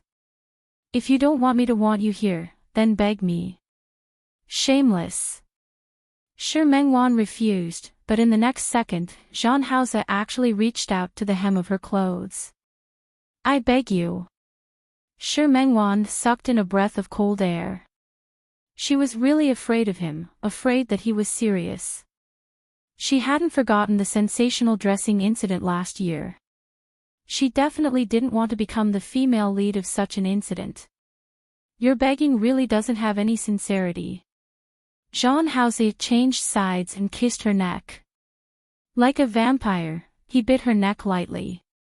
After letting go, he bit her heavily again. A slight pain came from her neck. She didn't even dare to scream. She could only push him hard. He wasn't moved, and she stubbornly resisted. In the end, he retreated and stroked the red mark with his fingertips. His gaze was deep. He whispered against her forehead. If you listen to me tonight, I'll let you go. How about that? Shi Mengwan pursed her lips into a straight line. What could she say at this time? What could she do? She couldn't resist. This man was a lunatic. She was really afraid that she would have a dressing incident. She could only nod. The moment she nodded lightly, she felt her eyes sting and swollen. A bitter feeling filled her heart. He didn't respect her at all. What did he take her for? Why could he treat her with such a bad attitude on such an occasion and in such a place? Zhang Haoze looked at her red eyes and suddenly leaned over. He pressed her body against the wall and kissed her lips crazily. Shi Mengwan wanted to scream, but she couldn't. She didn't dare to. She looked at Zhang Haoze. He was clearly her dear brother, so why could he treat her like this? She still remembered that her dear brother thought about her everything and protected her at all times. Why exactly did things turn out like this? She reached out her hand to push him. She was very afraid. She was afraid that he would really give her a dressing incident. She would definitely go crazy. However, she couldn't defeat him at all. He kissed her lips almost ferociously. Her lips were red and swollen from being ravaged. She couldn't escape. She couldn't help but tear up from the corner of her eyes. Zhang Haoze's plundering action stopped for a moment. He looked at her watery eyes and her wronged expression made his heart tremble. His lips moved up and kissed away her tear. This kiss was much gentler than before. The kiss landed on her lips again. It was extremely lingering, tossing and turning. Shi Mengwan couldn't sink into it. She only felt nervous and afraid. Zhang Haoze probably felt bored. He finally retreated and let her go. Shi Mengwan's legs went limp and she was about to fall to the ground. He easily hugged her and fixed her body. Please.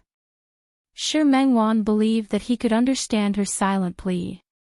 She didn't want to do this, but the situation was stronger than her.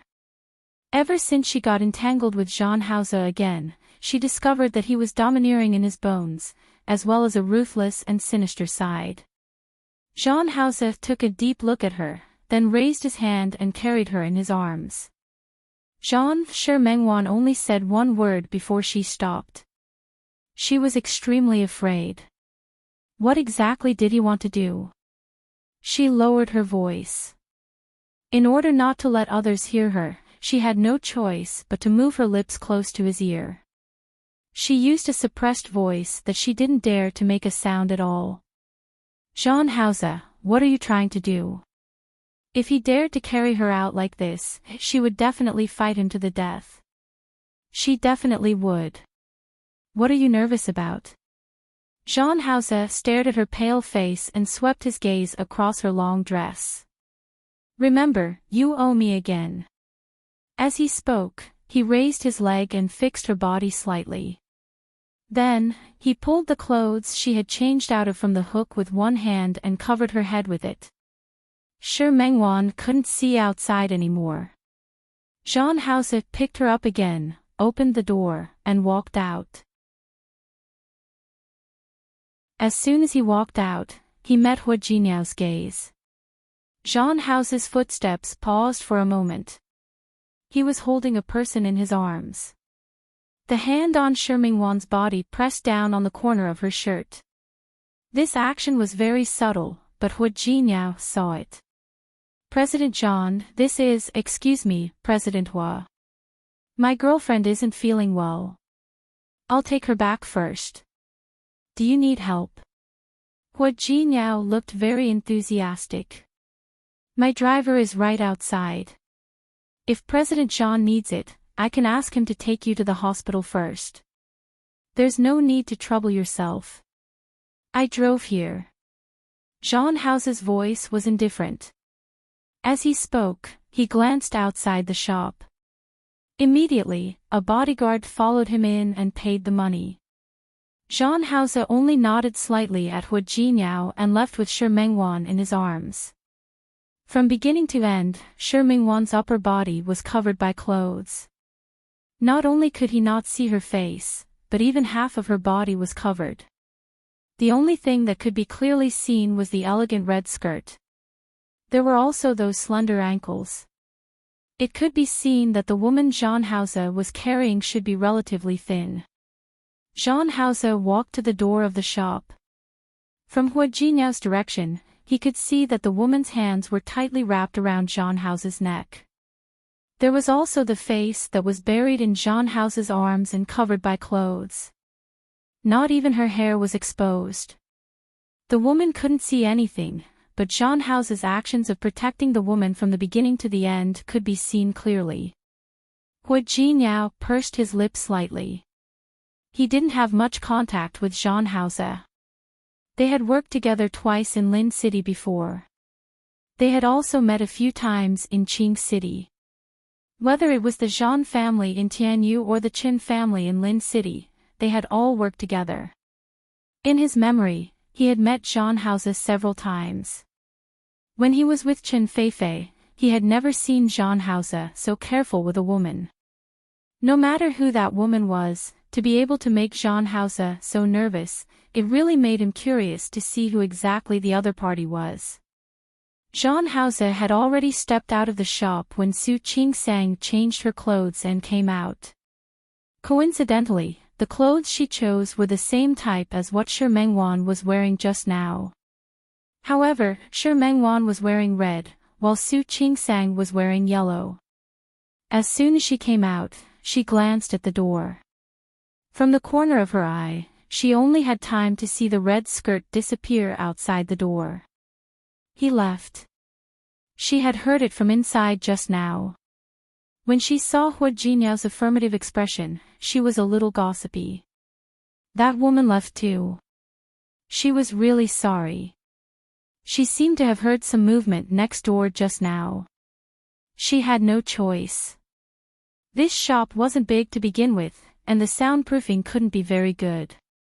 At the thought of Jean Hauser doing something embarrassing with that woman next door, Her mood was a little complicated. Yes. How does she look? Is she prettier than Chen Feifei? She really didn't mean to be so gossipy. She purely wanted to find out and tell Shi Mengwan about the situation so that she would give up earlier. I didn't see her. Hua Jinyao didn't care about Zhang Haoze. He also didn't care about what kind of woman Zhang Haoze had. He looked at Su Qingsang with eyes full of admiration. Su Qingsang also realized that she was too gossipy. She shrugged and turned the page about Zhang Haoze. Anyway, he already had other women, and more than one. She believed that he and Shi Mengwan should be no different. She was shopping with Hua Jinyao today. She didn't want to be in a bad mood because of others. Do I look good? Su Qingsang turned in a circle in front of Hua Jinyao. The hem of her skirt fluttered in the wind. She didn't look like a woman who was 4 months pregnant at all. Yes. Hua Jinyao nodded. Su Qingsang looked at herself in the mirror and also felt that she looked quite good. I suddenly realized that I can wear this to take a set of photos next time. What do you think? Okay. Hua Jinyao unconditionally supported any decision Su Qingsang made. How about I help you collect all the clothes from 56 ethnic groups? Do you want to wear every set? Su Qingsang was amused by his words. Mr. Hua, do you want to spoil me? Yes. Hua Jinyao openly admitted. I just want to spoil you. This way, you will never be able to escape from my hands. Enough.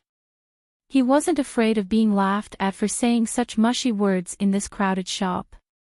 Knowing that she was shy, Hua Jinyao didn't say anything else. Su Qingsang changed out of the clothes, thought for a moment, and bought a total of 3 sets.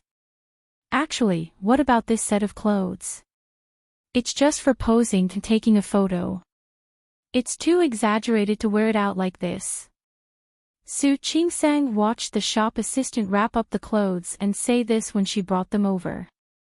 Then why did you buy so many? Yes, I bought them and sent them to Mengwan. She must like them. That was what Su Qingsang thought when she first saw it. As long as you're happy. Let's go. After buying the clothes, Hua Jinyao and Su Qingsang left the shop. Someone naturally carried the things to the car behind them. Su Qingsang and Hua Jinyao continued shopping. It was a little cold at night. Su Qingsang rubbed her arms. Let's go back. Hua Jinyao looked at the time. Anyway, we'll be here for the next few days. You can come whenever you want. Okay. Su Qingsang yawned. She was really a little tired. Usually, her physical strength wouldn't be so poor, but after all, she was pregnant. When she got home, Su Qingsang received a call from Li Qianxue. She knew that she was playing outside. Although she wouldn't say that she was messing around, she was still a little worried. Su Qingsang repeatedly explained that her current schedule was very easy, much easier than working in the hospital. Hearing this, Li Qianxue became nervous again. Is working in the hospital very tiring? Why don't you rest? You can go to work anytime anyway. Mom, stop fooling around. Su Qingsang couldn't help but laugh and say, Mom, when you were pregnant, you continued to work as usual, right? You didn't say that you would stop working as soon as you were pregnant and do nothing, did you? Of course. Not only did I continue to work, but I also tried my best. I had to do my best. Her voice was very calm, but Su Qingsang immediately understood the meaning behind it. At that time, Li Qianxue was probably trying her best to prove herself to Su Qinghui, right? Mom. You and Mr. Wei, I have nothing to do with him. Don't worry about me. Take good care of the fetus and give birth to the child safely. Li Qianxue had no intention of getting married again, nor did she have any intention of provoking any man, especially a man like Wei Ting, who was so much younger than her and didn't look reliable at all. Got it, Mom. Before hanging up the phone, Su Qingsang still told Li Qianxue her thoughts. Mom, actually, I think even if it's not that Mr. Wei, there can be other men. You're still so young, you can totally start a new life. Alright. Li Qianxue was defeated by her daughter. I told you not to worry about me. Why are you still talking about it? Just take good care of yourself and give birth to the child. That's the most important thing now. After hanging up the phone, Su Qingsang sent a video request to Shi Mengwan. In the end, the other party didn't accept. Su Qingsang later called Shi Mengwan, but no one picked up. After thinking about it, she sent her a message and told her that she had bought a few sets of ethnic clothes. Whether it was the color scheme or the style, they were all good. She had already sent them to her studio directly. However, after the message was sent, there was still no reply. This time, she didn't even call her back. Su Qingsang's brows furrowed slightly. It can't be that something happened, right? What's wrong? Hu Ji now came out of the bathroom and saw Su Qingsang holding her phone in a daze. He went forward and hugged her waist. Why didn't you rest after taking a shower? Why did you come to the balcony to feel the cold wind? No. I'm calling my mom. Su Qingsang thought of Shi Mengwan again. I don't know what Wan is busy with. She hasn't picked up my call. She hasn't replied to my message either. It's already so late. Maybe she's already asleep. Maybe. Although Shi Mengwan was a workaholic, she also took good care of her body. Other than when she had to rush, she still went to bed on time most of the time. Chapter 643. Although Shi Mengwan was lucky enough to escape today, she didn't let Su Qingsang see her with Zhang Haoze. But until she left the ancient city, she didn't feel at ease. She felt as if she was being roasted on a fire. Even when she got home, Shi Mengwan didn't recover from the shame she felt in the fitting room. This also directly led to the fact that when Zhang Haoze approached her, she refused to give him any face at all. All her tolerance and concession were based on the fact that she was convinced that the man in front of her was her dear brother. But if this dear brother was no longer the young man who protected her wholeheartedly and was no longer the dear brother in her heart, should she continue to persevere? Today's situation could be said to be an accident, but as long as she didn't break up with Zhang Haoze, it wouldn't change the fact that she was Zhang Haoze's secret lover. Especially when he had a fiancé by his side. She suddenly felt a pain on her shoulder. She realized that Zhang Haoze was biting her again. She didn't reach out. Her hands were tied by Zhang Haoze. Zhang Haoze.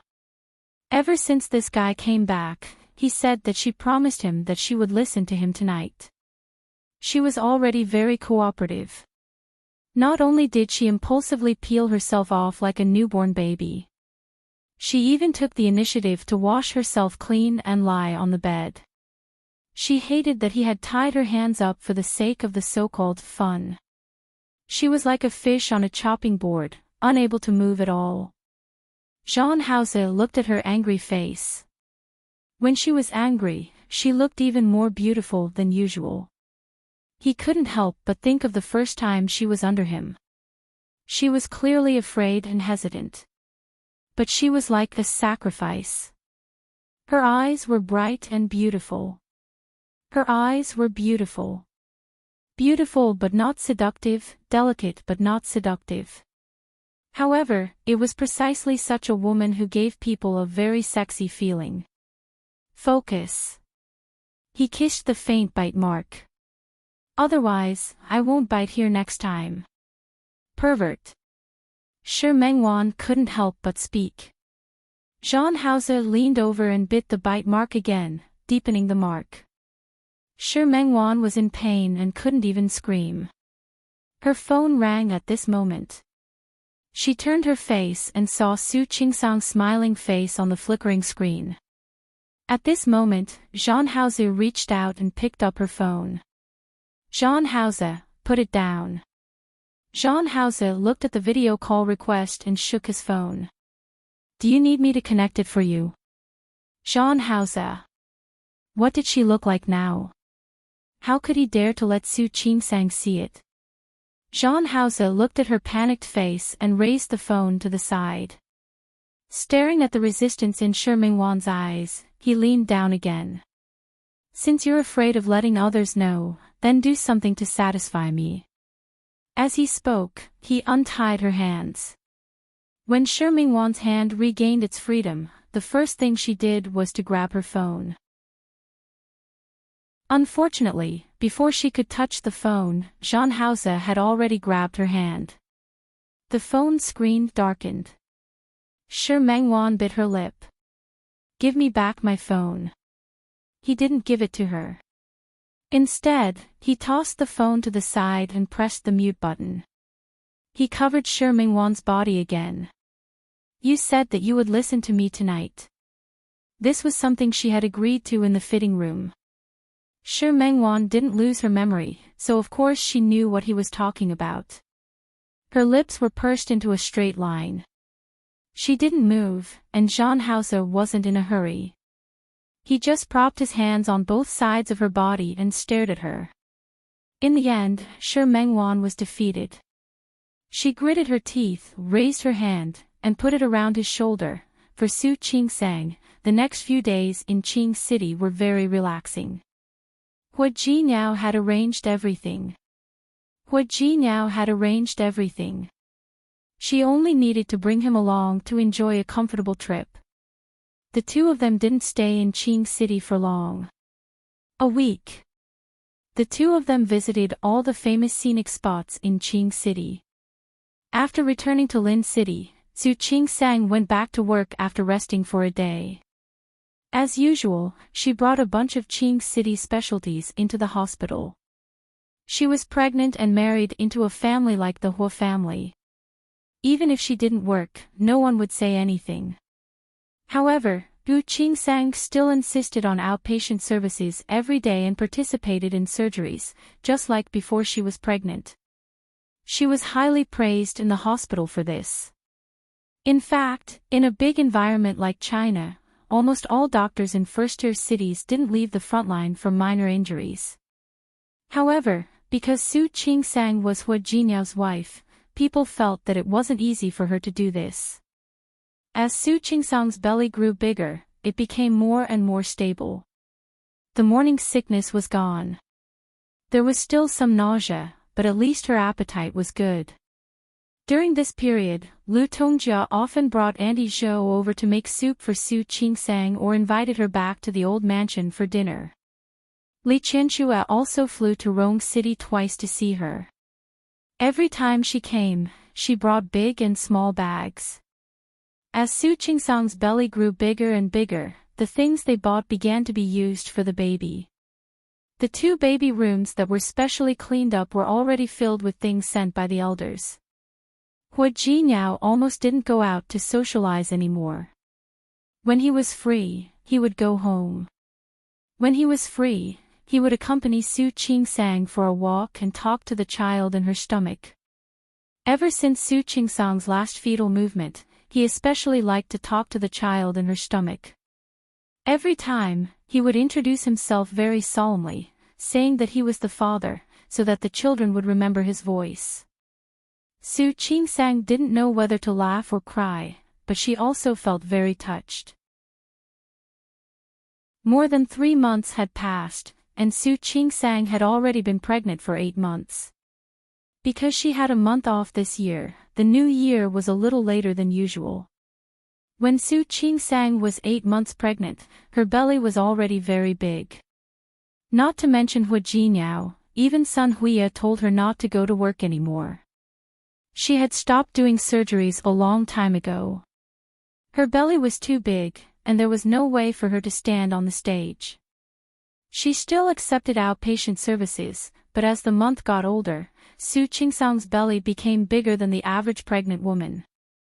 Sun Huya tried her best to arrange some easy work for her. Seeing that it was almost the spring festival, Wu Jinyao discussed with the elders of the Huo family and asked Su Qingsang to apply for leave directly. Su Qingsang didn't object. She picked a day and asked the driver to send her to the hospital to go through the leave procedures. Wu Jinyao was especially worried about her now, but she was very insistent, so he could only let her go. He only asked her to finish the procedures and go home quickly. Su Qingsang sometimes thought that Wu Jinyao was very funny. Where could she go with a big belly? She wasn't someone who would mess around with herself. She asked the driver to accompany her, finished the procedures, and went home. From now on, she would officially rest. Su Qingsang, who was on leave, was asked by Old Master Hua to move back to the old mansion. Firstly, it was convenient to take care of her. Secondly, the place was bigger, and the environment was better. It was more suitable for nurturing the fetus. Su Qingsang didn't refuse this time. Wu Jinyao had to work during the day. Although Auntie Yu was at home, she was pregnant with twins after all. The situation was different. If she had to give birth early, there would be more people at the old mansion. Su Qingsang thought that she wouldn't be used to it, but after moving here, she realized that she wasn't uncomfortable. Every morning, she would be very sleepy and often couldn't get up. When she moved here, no one would wake her up. After eating, she would read in the garden for a while. Although she didn't go to work, she still had to master the skills that she should master and learn. The winter in Rome City was very cold. If she wanted to go out for a walk, she had to wrap herself up like a ball. Lu Tongjia was very worried about her. Every time she wanted to go out for a walk, she had to accompany her. Later, she felt that it wasn't enough to follow her alone, so she brought Xiao Xia and Xiao Jiang to follow her. Su Qingsang wore a thick down jacket and walked on the path outside the Huo family's old mansion. Looking at Lu Tongjia holding her hand, she couldn't help but laugh. "Mom, I'm only 8 months pregnant. It's still too early to give birth. You don't have to be so nervous." "I'm not nervous." Although Lu Tongjia said that, she held her hand quite tightly. "Let me tell you, although this road is flat, you still have to be careful when you walk. If you ask me, you shouldn't take a walk. Just stay at home. Look at how cold it is." "Mom." Su Qingsang didn't object to her concern, but she said, "I'm a doctor. Walking properly will help with the delivery. And you know it's not good for pregnant women to stay at home all the time. You're a doctor. If you say so." Lu Tongjia couldn't refute her words. With a daughter-in-law who was a doctor, she felt that her previous experience with pregnancy was completely useless. "But why did I hear that twins can't walk all the time?" "Mom, pregnant women's physiques are different, so the situation is naturally different. This needs to be treated differently. Don't be too nervous." "How can I not be nervous? You're not having one, you're having two." "Two." Lu Tongjia even emphasized her tone. Su Qingsang couldn't help but laugh. "Mom, strictly speaking, it's actually easier to have two than one. After all, the fetus can't be as big as a single fetus." When she went for a prenatal checkup last time, Sun Huya also said that her children were all normal, but not particularly big. If possible, she suggested that it was better for her to give birth naturally. It was also good for her body's recovery. Su Qingsang understood these principles. If possible, she hoped that she could give birth naturally.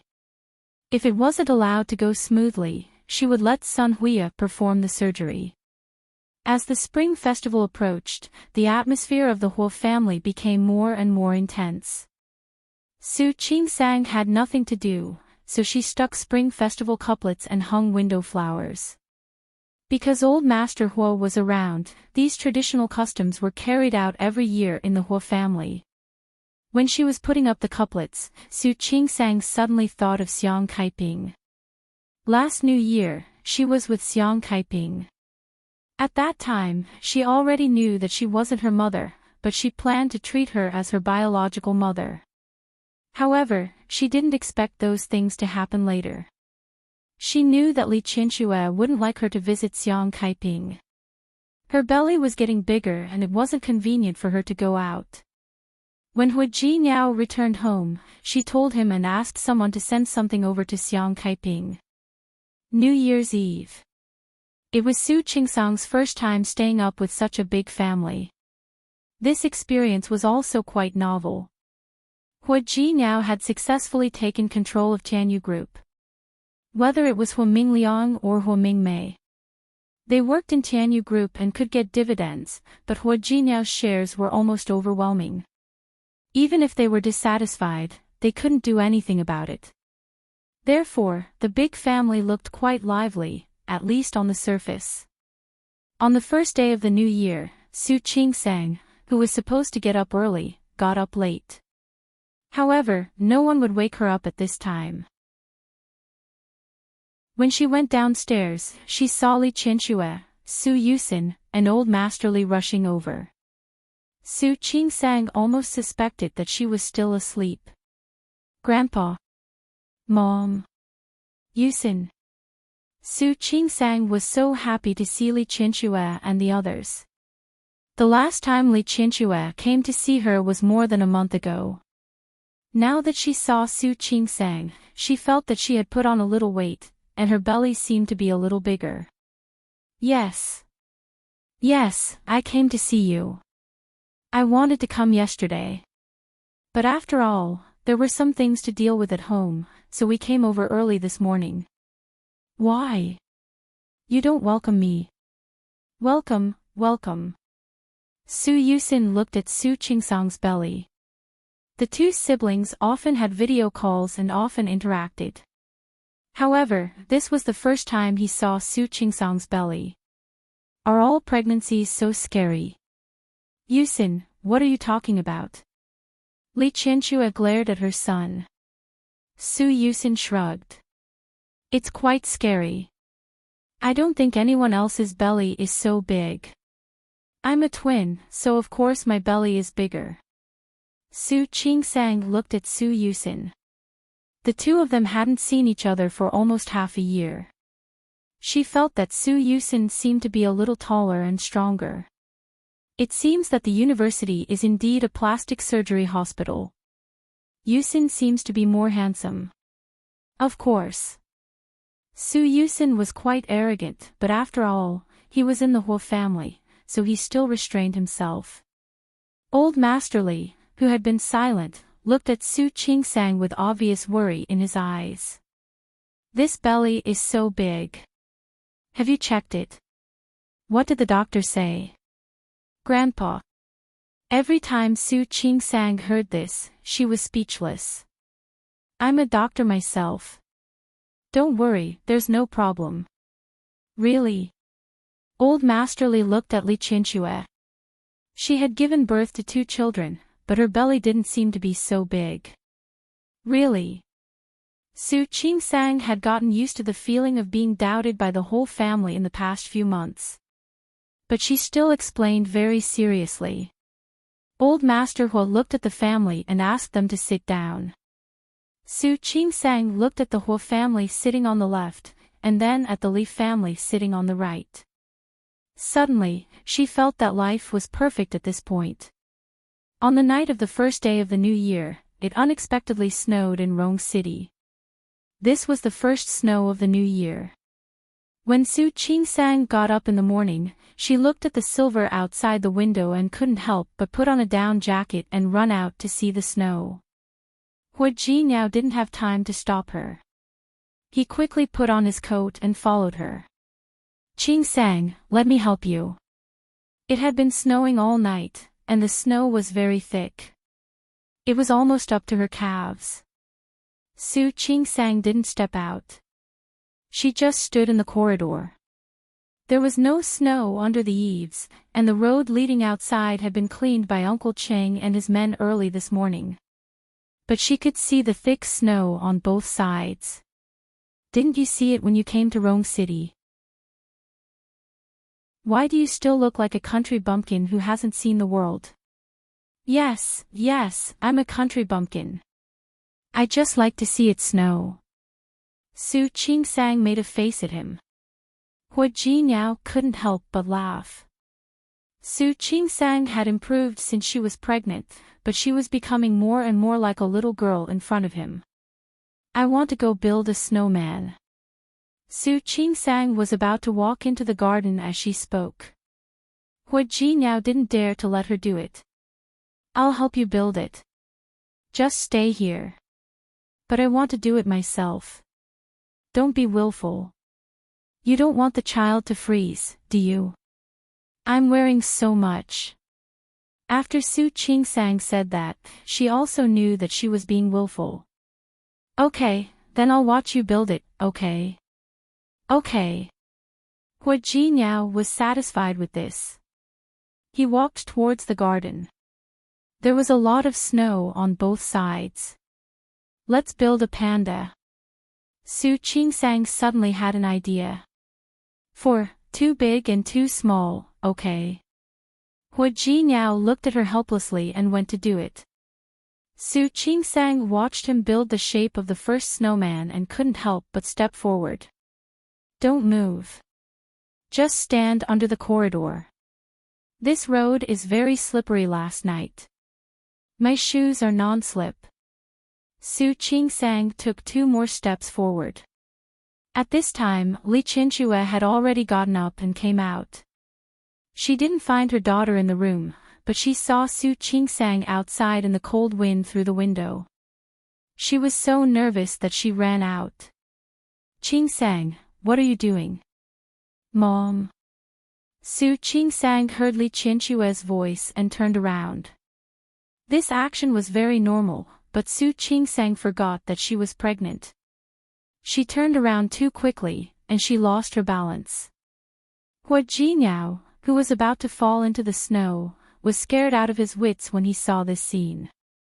He quickly rushed over and caught Su Qingsang's body. Be careful. As Hua Jinyao spoke, he helped Su Qingsang stand steadily. Li Qinchue also walked over. How old are you? Why are you still so immature? If you want to see the snow and make a snowman, just stay inside and watch. I got it. Mom. Su Qingsang begged for mercy and wanted Li Qinchue to stop talking, but Li Qinchue felt that it wasn't enough. You know your current state. Stop looking at the snow. Come, let's go in. After saying this, she glared at Hua Jinyao and said, You too. She's messing around, and you're messing around too. Hua Jinyao knew that he was in the wrong, so he quickly helped Su Qingsang inside. Su Qingsang stuck out her tongue and looked at Li Qinchue's back guiltily. Hua Jinyao looked at Su Qingsang helplessly, signaling her not to go against Li Qinchue at this time. He helped Su Qingsang into the house. When they went up the steps of the corridor, he thought that Su Qingsang could stand steadily, but Su Qingsang suddenly put her entire body weight on Hua Jinyao. Qingsang. Su Qingsang's hand was on her abdomen. Her expression was a little pale. Li Qinchue, who was in front, had already turned around and saw that her expression was not right. Qingsang. Are you okay? Hua Jinyao. Su Qingsang shook her head and tried her best to maintain her composure. I might be giving birth. Chapter 644. Not only him, but Li Qinchue was also surprised. Standing at the side, he couldn't react for a moment. Qingsang, are you going to give birth? Hua Jinyao, who was dumbfounded, asked again. Su Qingsang couldn't answer his question. She grabbed his arm tightly and said, "Quick, take me to the hospital." Hua Jinyao said those words through gritted teeth, as if he had finally come to his senses. Hospital. Yes, the hospital. Quick, I'll carry you to the hospital. He couldn't care less about Li Qianxue, who was standing by the side. He picked up Su Qingsang and walked towards the parking lot.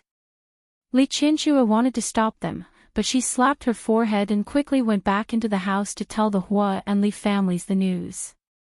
Hua Jinyao almost wanted to fly to the hospital, but it had snowed the day before. No matter how hard he tried, he had to consider the road conditions. Unable to increase his speed, he became more and more nervous. Especially when he saw Su Qingsang's pale face. "What do you think? Qingsang, are you in pain? Bear with it. It won't take long." Although it was said to be fast, it was impossible to drive fast on this snowy road. Su Qingsang only had a stomachache. She knew that she was still far from being able to live. Seeing Hua Jinyao's pale face, she still tried to comfort him. "Hua Jinyao, you forgot one thing." "What?" "You didn't bring the delivery bag." The delivery kit had been prepared at home, but Hua Jinyao had only been focused on taking her to the hospital and hadn't brought it with him. "Then what should we do?" Hua Jinyao didn't even dare to slam on the brakes and slowed down the car. His face was full of anxiety. "What should we do?" "Don't be so nervous. Don't worry, my mom will bring it over. Now you just have to concentrate on driving." "Drive, yes, drive." Hua Jinyao focused on driving again, but he couldn't help it. From time to time, he would turn his face to look at Su Qingsang. Su Qingsang's stomach hurt. In order to distract herself, she took out her phone and called Sun Huiya. She told her that she might be in labor. He was relieved when he got Sun Huiya's confirmation that she would rush to the hospital immediately. He hung up the phone and looked out of the car window. It snowed in Rome City, and the whole city was covered in silver, like a fairy tale world. The pain in her abdomen began to intensify. She adjusted her breathing and tried to calm herself down. Hua Jinyao rushed to the hospital as soon as possible. Hua Jinyao often came to the first hospital, and so did the obstetrics and gynecology department. But he had never been so anxious and flustered in this place before. He ran all the way with Su Qingsang in his arms. Sun Huiya lived close to the hospital, so she had already arrived. In addition to Sun Huiya, there were also Deputy Chief Shen Lingyun, Yang Lu, Ling Fei, Li Ting, and some experienced doctors. Su Qingsang was pregnant with twins. If possible, she wanted to give birth naturally. However, they had to examine Su Qingsang first. Sun Huiya arranged for Su Qingsang to do some basic checkups, and Hua Jinyao accompanied her the whole time. After the examination, Sun Huiya and Su Qingsang looked at the various data together. "Qingsang, you're doing well. Try to have a natural birth." "Okay." Su Qingsang was a doctor herself, so she didn't need Sun Huiya to say anything. She cooperated with her the whole time. Soon, the rest of the Hua family arrived. Old Master Hua, Hua Mingguang and his wife. And the Li family. Li Qianxue looked at Su Qingsang, her eyes full of worry. "Qingsang. How are you? Would it work? Why don't we cut it open?" Li Qianxue didn't care about anything else. She only wanted her daughter to be fine. "Mom." Su Qingsang was actually really in pain, but Li Qianxue's concern made her feel warm and a little helpless. Dr. Sun said that the situation is very good. "I can give birth on my own. Don't try to persuade me." "But Mom, don't worry. I'm a doctor myself. I know what's best. I won't joke around with my body. Then, I want to go in with you. Mom, don't accompany me. Grandpa is still here. Don't you want to accompany Grandpa? Don't worry, Director Sun and Director Shin are very experienced. They have also delivered many twins. There's no problem at all. Don't worry. No matter how worried Li Chinchua was, she could only choose to believe Su Qingsang. Su Qingsang planned to go into the delivery room. She had been there many times. Every time, she gave birth to someone else's child. This was the first time she went in to give birth herself. Qingsang. Hua Ji now went forward and held her hand. Qingsang, how are you? Does it still hurt? Can you give birth on your own? Is there a problem? Will it be dangerous? I often see on TV that it's difficult to give birth. Why don't you listen to your mother and have a C-section? Are you scared? Su Qingsang's question was a joke. It was the first time she had seen Hua Jinyao so incoherent and nervous. She was joking, but Hua Jinyao nodded very seriously. Yes. I'm so scared. Su Qingsang was stunned for a moment. Hua Jinyao held her hand tightly. I'm really scared. Qingsang, you'll be fine, right? Of course. It was the first time Su Qingsang had seen Hua Jinyao so panicked. Her stomach was hurting, but because of his reaction, she felt that the pain wasn't as intense as before. Director Sun is here. Don't worry. Everything will be fine. Su Qingsang looked at Hua Jinyao's state. She had originally wanted him to accompany her into the delivery room, but looking at him now, she gave up. Just wait outside. No. Hua Jinyao was very determined. I want to go in with you. Are you sure? Su Qingsang was quite calm. Actually, you don't need to go in with me. Be it Chief Sun or Chief Shin, they were both very experienced doctors. With them here, I'll definitely be fine. I want to go in with you. Hua Jinyao was very persistent. Su Qingsang nodded. Okay. Then don't cause any trouble later. I promise I won't. Hua Jinyao raised 3 fingers and promised. However, when he really entered the delivery room, Hua Jinyao realized that his promise seemed to have been made too early. Su Qingsang was very calm. This calmness was even calmer than when she was on the operating table. She slept on the delivery bed and listened to Sun Hui's instructions. Later, when I tell you to use force, you can use force. Okay. Su Qingsang was in so much pain that her face turned pale. However, Hua Jinyao's face was even paler than hers.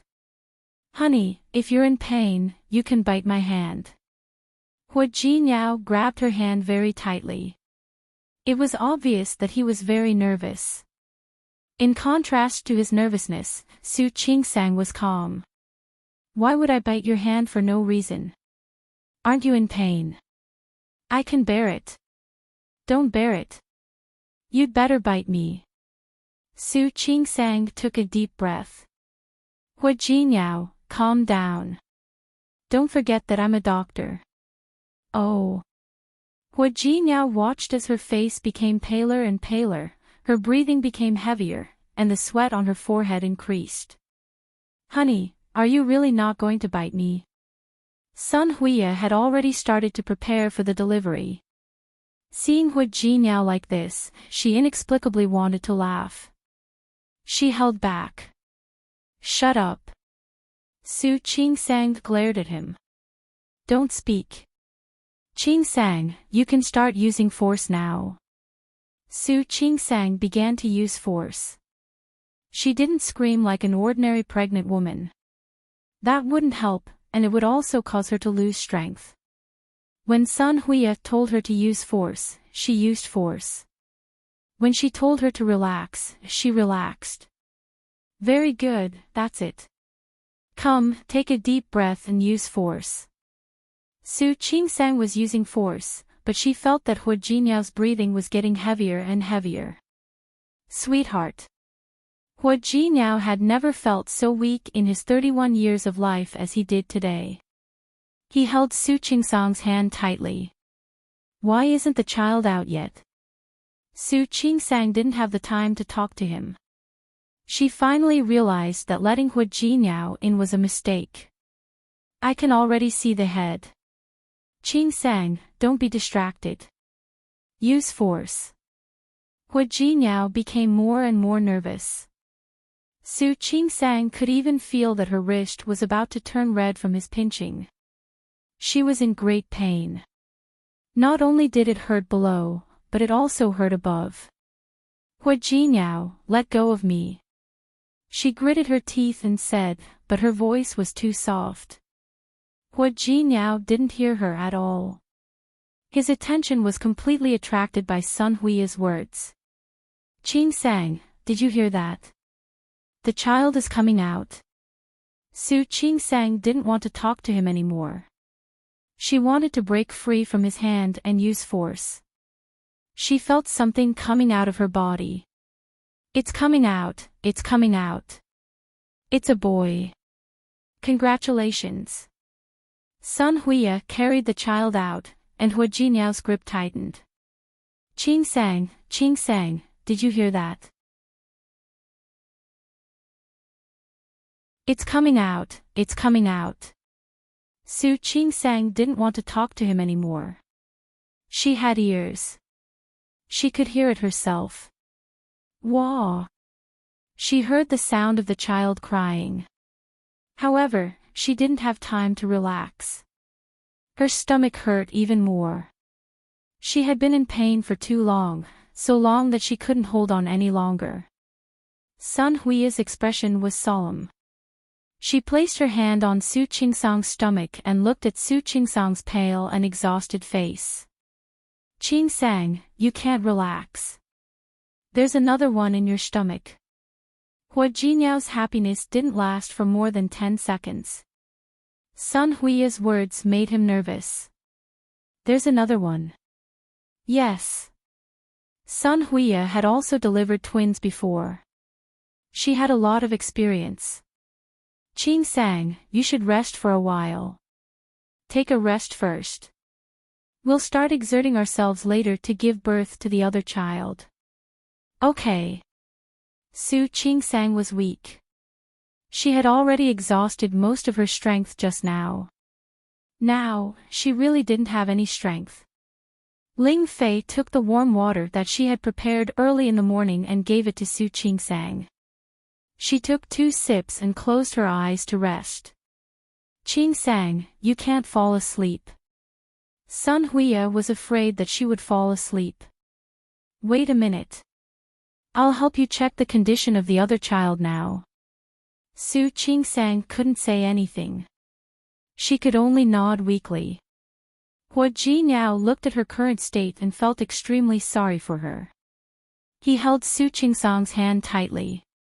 He had no intention of looking at the child that had just been born. Qingsang, listen to me. The position inside isn't very good right now, but don't be nervous. Let's work hard together. Su Qingsang had no strength left. She looked at Sun Hui and nodded silently. Sun Hui's expression was solemn. Giving birth to twins naturally was a relatively difficult thing. It required both children to be in a normal position with their heads down. But now that one child was out, the other child's arm was exposed first. She and Shen Lingyun looked at each other and saw the solemn look in each other's eyes. Su Qingsang really didn't have any strength left. The pain in her stomach was even worse than before. It was as if a knife was constantly stabbing her abdomen, and the pain even made large drops of sweat fall from her forehead. Sun Hui placed her hand on her abdomen, trying to artificially adjust the position of the fetus. Su Qingsang was in so much pain that her body twitched. Hua Jinyao felt that he was about to faint. He couldn't care about the child at all. All his attention was on Su Qingsang. Qingsang. Qingsang, how are you? Are you okay? Su Qingsang couldn't respond to him. She was in so much pain that she didn't have any strength at all. Director Sunday, child, can you turn around? He gritted his teeth and asked these two questions. Then, he met Sun Hui's solemn face. I'm trying to help you adjust the position of the fetus. Don't be nervous. You're also a doctor. You know that this is normal. Su Qingsang had checked the information before. If some twins had a natural birth, it would take a long time before they could be born. In the past, almost none of the twins that she had delivered had a natural birth. They were all delivered by cesarean section. Since she had planned to have a natural birth, it wouldn't be as easy as a cesarean section. She closed her eyes to rest. She was extremely sleepy, in pain, and tired. She almost couldn't hold on any longer. When she was a doctor, she knew that pregnancy and childbirth were very difficult, but she didn't expect it to be so difficult. Qingsang, wake up. Don't sleep. She heard Sun Hui's voice in a daze. Not only him, but Hua Jinyao's voice was also heard. She wanted to open her eyes, but it was very difficult. She couldn't open her eyes at all. Her body hurt so much that she didn't even have the strength to open her eyes. Qingsang, wake up. The child is coming out. You have to cooperate with me. Qingsang. Qingsang, she heard people calling her, but she couldn't open her eyes. She was so tired, as if she had lost all her strength. At this moment, Su Qingsang was no longer the calm and rational doctor. She knew that there was another one in her stomach, but she was too tired and had no strength. Qingsang. Qingsang. Hua Jinyao looked at the pale and powerless Su Qingsang. He realized that he couldn't wake her up no matter how hard he tried. He was terrified and looked at Sun Huiya. What should we do? Dr. Sun. Qingsang can't wake up now. Why don't we perform a C-section on her? We can't do it now. Sun Huiya's expression was more serious than before. The child's head has already fallen down and is stuck at the entrance of the uterus. At this time, we can only wake her up and let her give birth to the child by herself. Qingsang, did you hear that? Qingsang, wake up quickly. Hua Jinyao had never been as panicked as he was at this moment in his life. He was panicking and at a loss. He didn't know what to do. He held Su Qingsang's hand tightly and kept kissing her sweaty cheek. Qingsang, wake up. We still have a baby. Don't sleep. Try harder. Don't sleep, okay? Su Qingsang couldn't hear it, or perhaps she could, but she couldn't wake up. She just felt tired. She felt very tired, very tired. She didn't have any strength, let alone giving birth. Qingsang. Qingsang. Sun Hui's expression was rather ugly. She reached out to pinch Su Qingsang's philtrum. Qingsang, wake up. Try harder. Wake up. Just once. Wake up. Su Qingsang felt noisy and tired. Some things didn't matter to her, but when it really happened to her, it was often a doctor who didn't treat himself. In fact, her previous performance was already quite good, but she was pregnant with twins. Qingsang. Hua Jinyao called her a few times, but he couldn't wake Su Qingsang up. His heart became more and more flustered. He held her hand, bent down, and placed her hand on his face. I promise you that as long as you wake up, I'll listen to you in the future. Qingsang, he felt his face itch and instinctively stepped back. He looked at Su Qingsang's face. She was still weak and pale, but her eyes were open. You are so noisy. After saying these 3 words, she looked at Sun Huya. Director Sun, the child is coming out. You have to work harder. Sun Huya's face was full of joy when she saw that she was awake. Although the situation just now wasn't dangerous for adults, it was easy for children to suffocate if they were stuck inside for too long. Come, Qing Sang, listen to me and cooperate with me. When I tell you to work hard, you start working hard. Just once, let's try to succeed once and give birth to the child. Su Qing Sang nodded weakly. 1, 2, 3, use more strength. Su Qing Sang really didn't have any strength left. Amidst the pain and exhaustion, she saw Hua Jinyao's face that was as pale as a sheet of paper. She suddenly raised her hand and gently stroked his hand. Hua Jinyao grabbed her hand and pressed it tightly against his face. Hua Jinyao.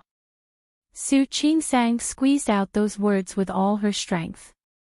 I love you too.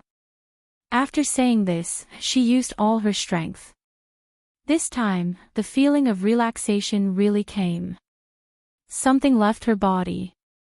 She heard Sun Huya's voice. I've given birth. This is a daughter. Qing Sang, you've given birth to a pair of twins. Su Qing Sang curled her lips. She wanted to smile, but she couldn't smile now. All her perseverance had been used up in that instant. Su Qing Sang, who had relaxed, fainted completely. Before she fainted, she only heard Hua Jinyao's extremely sharp and panicked cry. Qing Sang! Qing Sang! The people who came to visit her in the ward came and left and came again. There were already several groups of people coming and going. However, Su Qing Sang, who had fallen asleep, didn't wake up. Hua Jinyao had been by Su Qing Sang's side the whole time. He didn't have the time to care about others, let alone the child. Sun Huya had clearly told him that Su Qing Sang was fine. She had only fallen asleep because she had lost too much blood and exhausted her energy after giving birth to 2 children in a row. However, he couldn't be at ease until he saw Su Qing Sang wake up. He held her hand and didn't let go no matter how the people who came to visit Su Qing Sang came and went. It had been a day since Su Qing Sang gave birth. Today was already the 3rd day of the new year. However, Su Qing Sang still hadn't woken up. Hua Jinyao couldn't sit still anymore. He resisted the urge to ring the bell and told himself that he had to believe in Director Sun and believe that Su Qing Sang was fine. It had been snowing for the past 2 days. In the evening, the snow outside finally stopped. Hua Jinyao looked out of the window and then at Su Qing Sang. He pressed her hand against his face again. Qing Sang. Look, the snow has stopped. Didn't you say that you like to make snowmen? Wake up quickly. When you wake up, I'll make one for you to see. Qing Sang, you've given birth to a pair of twins. The doctors in your hospital all say that you're amazing. Don't you want to get up and see the children? To Hua Jinyao's disappointment, no matter what he said this time, Su Qing Sang didn't wake up. His heart began to grow anxious. When Sun Huya entered the ward to see Su Qing Sang again, he couldn't help it. Chapter 645. You know, when Qing Sang gave birth, she wasn't in a good state, and she lost so much blood. This will make your body weak and you need to rest. Just because she needs to rest doesn't mean that she's unconscious, right? Hua Jinyao was really anxious. Didn't you say that she's fine? Since there's no problem, why isn't he waking up? I only said it's not a big problem. I didn't say she can wake up immediately. Then how will she wake up? Sun Huya looked at Su Qing Sang. After sleeping for a night, her complexion was a little better than yesterday, but it was still as pale as a sheet. The birth of the twins had greatly damaged Su Qing Sang's vitality, so it was normal for her to be like this. However, looking at Hu Jinyao's anxious and worried expression, Sun Huya didn't know what to say. Don't be too nervous. Maybe he'll wake up tomorrow. Tomorrow? You still have to wait until tomorrow. How could Hu Jinyao wait? He couldn't wait an hour, not even a minute. Li Qianxue looked at Hu Jinyao. She was shocked by Hu Jinyao's performance in the past 2 days. However, looking at Hu Jinyao's unshaven face and wrinkled clothes, she couldn't help but step forward and ask. Jinyao, since the doctor said that Qing Sang will wake up tomorrow, you can just wait for another day. You see, you can't help much even if you stay here. Why don't you go back and tidy yourself up first? Hu Jinyao stood there without moving. He didn't want to leave Su Qingsang's side for a minute. Lu Tongjia was there as well, followed by Ms. Zhou. Ms. Zhou was carrying a lunchbox and a bag. Jinyao, my in-laws have a point. How can you look like this? Go tidy yourself up. As she spoke, Aunt Zhou stepped forward and handed the bag to Hu Jinyao. I've packed a few sets of clothes for you. You can go into the bathroom to take a shower and change your clothes. Even if you don't think about yourself, you should think about the child, right? How are you going to meet the child later when you're in such a mess? Hu Jinyao looked at Lu Tongjia, then at Li Qianxue, and finally at Su Qingsang, who was still asleep. He gave up and went into the bathroom to change. Li Qianxue and Lu Tongjia looked at each other. Both of them were worried. By right, she had already given birth and rested. Why hasn't he woken up after a day? Hu Jinyao took a shower and soon came out. After changing his clothes, he looked more energetic. As soon as he came out, he sat in front of Su Qingsang's bed, his eyes full of worry. Li Qianxue and Lu Tongjia were the only 2 elders in the ward. Old Master Li, Hu Jinyao, and the others had accompanied him for the whole day and most of the night. In the end, he couldn't take it anymore and went back to rest. Sun Huya looked at Hu Jinyao, sighed, and left. At night, the elders all went to sleep. However, Hu Jinyao refused to go to bed. He also refused to let the caregivers or the aunties take care of Su Qingsang. He had not taken a look at the child since it was born, and he did not want to. He just stayed with Su Qingsang and refused to leave no matter what. Qingsang, don't you want to wake up and see our child? You see, you haven't seen them yet. Although I haven't seen it either. Su Qingsang fainted not long after she was born. When the second child was finally born, Su Qingsang was completely exhausted. She couldn't wake up. So don't expect me to tell you what the 2 children look like. I haven't seen them either. Do you want to wake up soon? And then come see them with me? Qingsang. You were the one who asked me to be a father. I hope that I can experience all the first times in my life with you. His eyes were a little red. He didn't want to sleep. He gently placed his face beside Su Qingsang's arm. He just looked at her sleeping face. Honey, I'll wait for you. When Su Qingsang opened her eyes, she felt that her body was limp and she had no strength at all. She seemed to have had a long sleep. When she woke up, her spirit needed to recover bit by bit. She saw sunlight shining in the ward, and there was snow on the windowsill. The sunlight refracted on the snowflakes, shining with crystal clear light. It was exceptionally beautiful. Following the light, she saw the top of his black hair. Hu Jinyao was sleeping by her bed. His face was covered with stubble. There was also a circle of darkness under his eyes. She remembered hearing a lot of words when she was asleep. When she woke up, she didn't remember it clearly. She only remembered that Hu Jinyao said that he loved her. She raised her hand and gently stroked the top of his hair, then moved it to his face. As soon as her hand touched Hu Jinyao's face, he grabbed it. He raised his head and looked at her with wide eyes. There was obvious surprise in his eyes. You're awake. Qing-sang, you're awake. Su Qing-sang wanted to speak, but she couldn't. Her throat was so dry. Hua Ji now poured her a glass of warm water and watched her drink it. Su Qing-sang felt much better. Only then did she see Hua Jinyao's appearance clearly. He looked even worse than when he was asleep. So ugly, Su Qing-sang complained. Su Qing-sang complained. She looked at his red, dark circles and stubble on his face. You're not handsome anymore. You're awake. You're awake. Hua Jinyao didn't have time to pay attention to her teasing. He could only express his feelings by kissing her palm continuously. You're awake, Qing-sang, you're awake. It's really great. You're awake. Where's the child? Su Qing-sang felt her stomach was empty.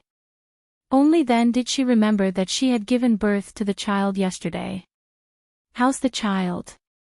I don't know. You don't know. You fainted after giving birth to the child.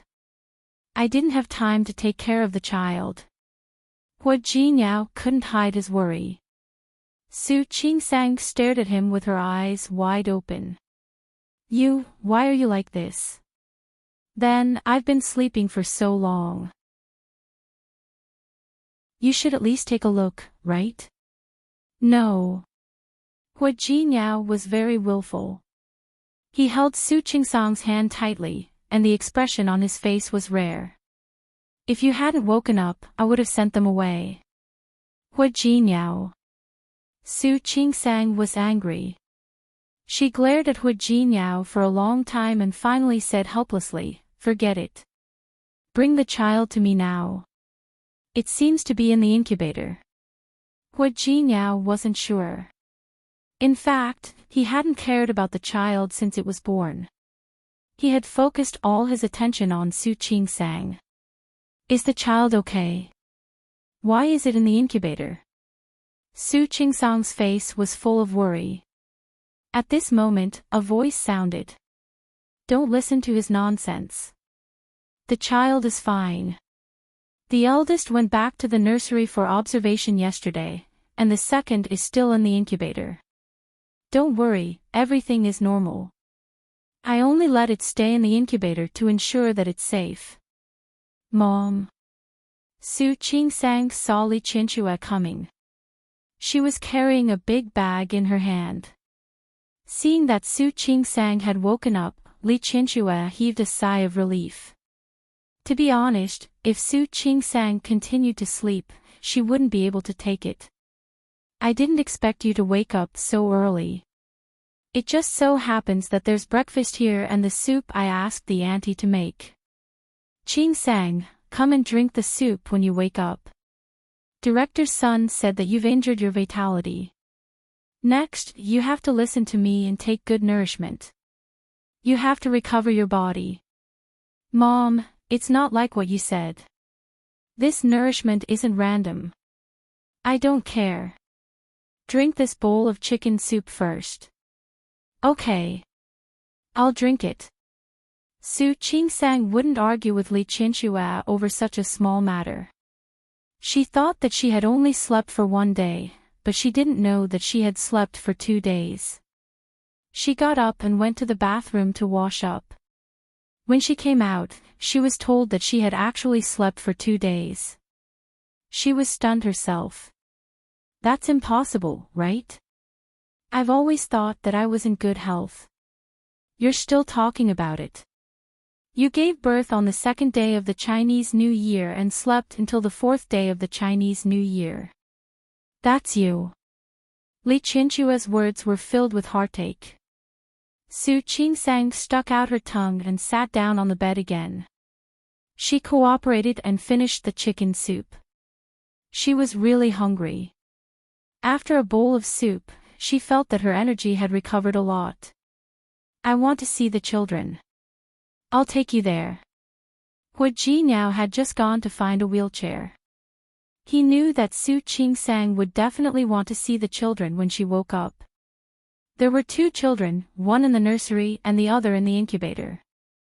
Seeing that Su Qingsang had woken up, Sun Huiya, who had specially come to see her, told her about the situation. The older one is fine. The younger one was stuck in the uterus for a long time when he was born. His breathing was a little weak when he was born, but his vital signs are normal. There's no problem, don't worry. Okay. Thank you. Director Sunday DeBeo had stayed in the nursery for 2 days.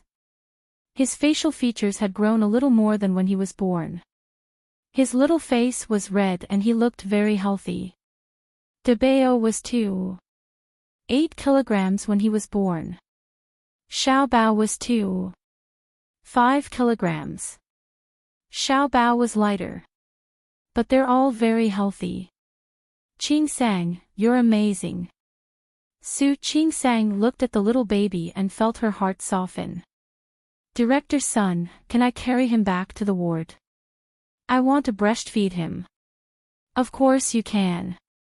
You can try to let him drink milk, but you have to. I reckon that there won't be enough milk. Su Qingsang smiled. Whether it was enough or not, she didn't want to rely on others to breastfeed the child. She wanted to do it herself. After looking at DeBeo, she went to look at Xiaobao. The little girl said that her skin wasn't red like that of ordinary children. Instead, it was white and tender.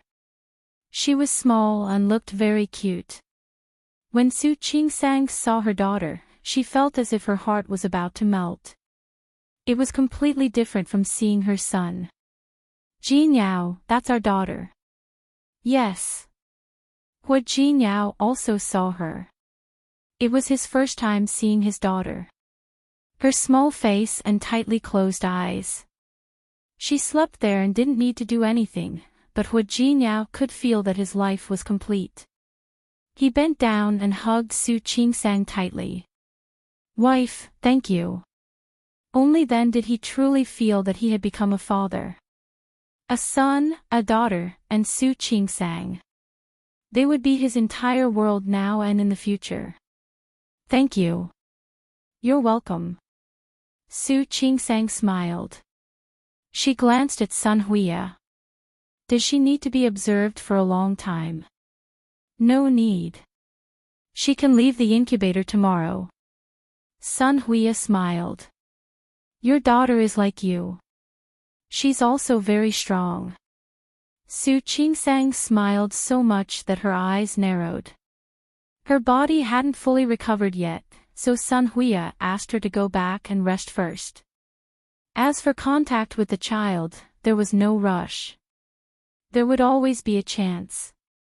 Li Qianxue had already seen her grandson yesterday, but now that she saw him again, she still couldn't help but want to hug him. He looks so good.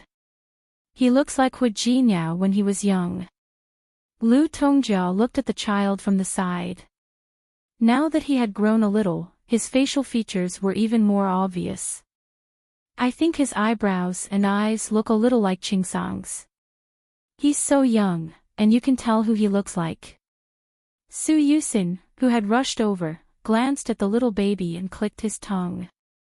Why do I feel like no one looks like him? How can you say that? Li Qianxue couldn't help but pat her son on the head. What nonsense are you talking about? It's true.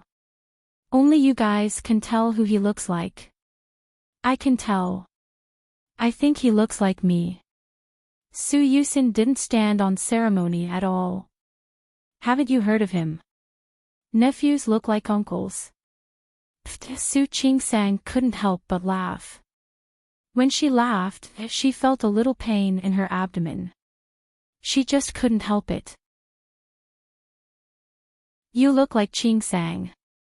Who do you think the child looks like? So, Su Yusin said rather shamelessly, he has to look like me. Lu Tongjia couldn't stop laughing. She was very amused by Su Yusin. Su Qingsang looked at the scene in front of her and felt that it was really good. What's the child's name? Li Qianxue looked at Lu Tongjia. If the name isn't decided so quickly, let's call him by his nickname first. De Bao's nickname is Xiang Xiang, and Xiaobao's nickname is Nian Nian. Xiang Xiang. Okay. Okay. Lu Tongjia hugged him and thought about it. Looking at the tender little face, her eyes suddenly turned red. Mom. Hua Jinyao stood next to her and put his hand on Lu Tongjia's shoulder. He didn't say anything, but the name had already said everything. It's okay. I'm happy. Lu Tongjia looked at the children in her arms. The pain she had felt in the past had lessened a lot because of the birth of these two children. There were still regrets, but she would learn to let them go. People always had to look forward. A day later, Su Qingsang had mostly recovered. Because it was a natural birth, she was discharged from the hospital after observation. Following her out of the hospital were two adorable, fair, and delicate babies. When they returned home, old Master Hua, who had wanted to celebrate, could only suppress his excitement under Su Qingsang's stop. The children were still young. It was indeed not good for there to be too many people coming and going. They could only wait until the full moon. But even if they couldn't celebrate, old Master Hua's joy was obvious. The relatives of the Hua family also knew. Other than those who had gone to the hospital before, many people came to see the twins. Of course, not everyone could see them. Su Qingsang was upstairs with the children. They weren't very familiar with her. They only knew that Su Qingsang had given birth to a pair of twins, but they couldn't see the two children. If Su Qingsang was alone, she wouldn't be able to take care of the two babies. Even with Li Qianxue and Lu Tongjia, it was the same. What would they do? The Hua family hired 2 nannies and 2 aunties to take care of the 2 babies. Li Qianxue took advantage of the New Year's holiday to stay. Every day, she looked at her grandchildren and felt her heart soften. After the 7th day, Su Yusin and old Master Li returned to Lin City first. Li Qianxue continued to stay, wanting to spend a few more days with her daughter. Hua Jinyao returned to work. Although he wanted to spend more time with Su Qingsang and her children, there were still things in the company that he needed to deal with. However, he didn't go out to socialize at all. If there was anything, he would leave it to Yang Wenchang and Zhang Yang. If he really needed to make a decision, he would go to the company. He even threw some of the work to Hua Mingguang. And he called his behavior accompanying the children during the confinement period. Hua Ji now learned how to be a stay-at-home father. There were nannies and aunties at home, but most of the time, he preferred to do it himself. He still remembered how he felt the first time he hugged Xiang Nian. He also remembered how he felt the first time he hugged Nian Nian. When the 2 children were in his hands, he felt as if he had hugged the world. The honor of changing diapers for the first time fell on Xiang Nian. Perhaps it was because as the older brother, his body was better than his sister's. Xiang Nian ate more. In just a few days, he had already distanced himself from Nian Nian. His face was red, and he looked energetic. He cried loudly. Sometimes, when he cried, it felt as if the entire floor could hear him. When he cried for the first time, Hua Jinyao was still a little confused. He understood that the child had only peed on his body, so he personally changed the child's diaper. He was a little clumsy, but he was especially careful. Su Qingsang looked at Hua Jinyao and suddenly had a feeling. She thought that Hua Jinyao would definitely be a very good father in the future. He would give all his love to these 2 children. Although he thought about it, what made his heart ache even more was Nian Nian. Contrary to what he thought, Nian Nian, who was born dozens of minutes later, was very quiet. She rarely cried. Even if she wanted to drink milk or change her diaper, she would only moan a few times.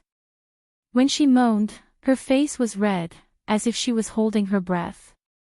It looked very heartbreaking. Because of this, Hua Jinyao's heart ached even more for Nian Nian. He wished he could hold his daughter in his arms all the time.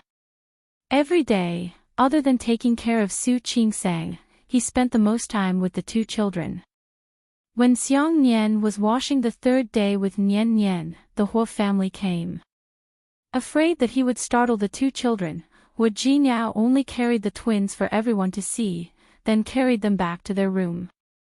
He was very protective now, so he was even easier to wake up than Su Qingsang. The baby's room was arranged next to their room, and there was also a nanny and auntie to take care of the children. However, every time the child moaned, Hua Jinyao would wake up immediately. He had to work during the day and take care of the children at night. He was also responsible for accompanying Su Qingsang and slowly recovering with her. A few days later, Su Qingsang had recovered a lot, and she looked a little more plump. However, Hua Jinyao had lost weight. Seeing this, Li Qianxue was a little more satisfied with this son-in-law. There was no harm without comparison. Looking at what Hua Jinyao had done and thinking about what Su Qinghui had done, she could tell that Hua Jinyao truly loved Su Qingsang and treated her and her son well. She had nothing to worry about. She didn't tell Su Qinghui about the baby. If he wanted to know, he would naturally find out. Li Qianxue didn't think it was necessary to inform him. She would rather not see Su Qinghui. She didn't mention Su Qinghui, and neither did Su Qingsang. The mother and daughter often stayed together during the day. Li Qianxue was afraid that Su Qingsang would be bored during her confinement, so she always talked to her and took care of her. Just like Hua Jinyao took care of the two children, Li Qianxue would rather take care of Su Qingsang herself. She often blamed herself for not doing enough in the past and wished that she could treat Su Qingsang better. After more than 10 days, the relationship between the two had improved a lot. Lu Tongjia had also taken this opportunity to improve her relationship with Hua Jinyao. There were 2 more children in the family. There were many topics that the elders could talk about. For example, today, Nian Nian drank more milk. Thinking about it, she cried a few more times. Because of the existence of the 2 children, the Hua family suddenly had countless more vitality. That day, Hua Jinyao returned home with a bag. During this period of time, there were enough gifts. Whether it was Li Qianxue or Lu Tongjia, no one was surprised. When the things were carried upstairs, no one opened them. It wasn't until night time that everyone else had gone back to their rooms to sleep. The child was also carried to the baby's room to rest. Hua Jinyao carried the bag and sat down by the bed. What? So mysterious. Hua Jinyao said that Su Qingsang had a hard time giving birth, and he would bring her some surprises from time to time. However, this was the first time he had been so mysterious. Hua Jinyao didn't say anything. He just took out the things inside. There were 2 sweaters and 2 onesies. There were also 2 small vests, both made of wool. They weren't thick and were suitable for babies to wear. It could be seen that they were made of high-quality wool. The fine stitches were especially soft. It was very comfortable to touch. There was no need for Hua Jinyao to explain in detail. Su Qingsang knew who prepared this. Auntie is here. She came to look for you. Strictly speaking, she didn't come to look for me. She came to look for Yang Wenchang. Tianyu Group couldn't enter without an appointment. Xiang Kaiping didn't intend to disturb Hua Jinyao and let people know that she had a relationship with Hua Jinyao. She went to Tianyu Group, found Yang Wenchang, and gave him this. Yang Wenchang had helped Hua Jinyao deal with many things in the past, so he naturally knew Xiang Kaiping. She said that she speculated that the 2 children should be about to be born during this period of time. It wasn't convenient for her to visit, but she had to prepare the gifts first. When Yang Wenchang told her that the children had been born, she was very happy. She was even happier when she heard that they had given birth to a pair of twins. She handed the gifts to Yang Wenchang and asked him to pass them to Hu Jinyao. That's great. That's great. Qing Sang is a lucky man. Please tell Jinyao not to tell Qing Sang that it was me who prepared it. She said that, but Hu Jinyao couldn't not tell her. Moreover, with Su Qingsang's intelligence, it was impossible for her not to guess. Su Qingsang stroked the two sweaters, picked them up, and gently smelled them. She thought of something and suddenly smiled. Put them away. Ha! When my mother returns to Lin City, I'll take them out for the children to wear. Besides, it's too big now. I can't wear it. Okay. Hu Jinyao nodded and got up to pick up the sweaters inside. And this. A pair of longevity locks. In Lin City, there was such a custom. If a grandmother became a grandmother, she had to prepare a longevity lock for her children. Li Chenxue had already bought one before, and it was more exquisite than this. However, this one was also Xiang Caiping's intention. Su Qingsang's eyes were a little sore. She blinked her eyes, suppressed her emotions, and looked at Hu Jinyao. Put them away. When they grow up, leave them to the children. The twins were children of the Hu family, so they naturally didn't lack such things. But this was a kind intention.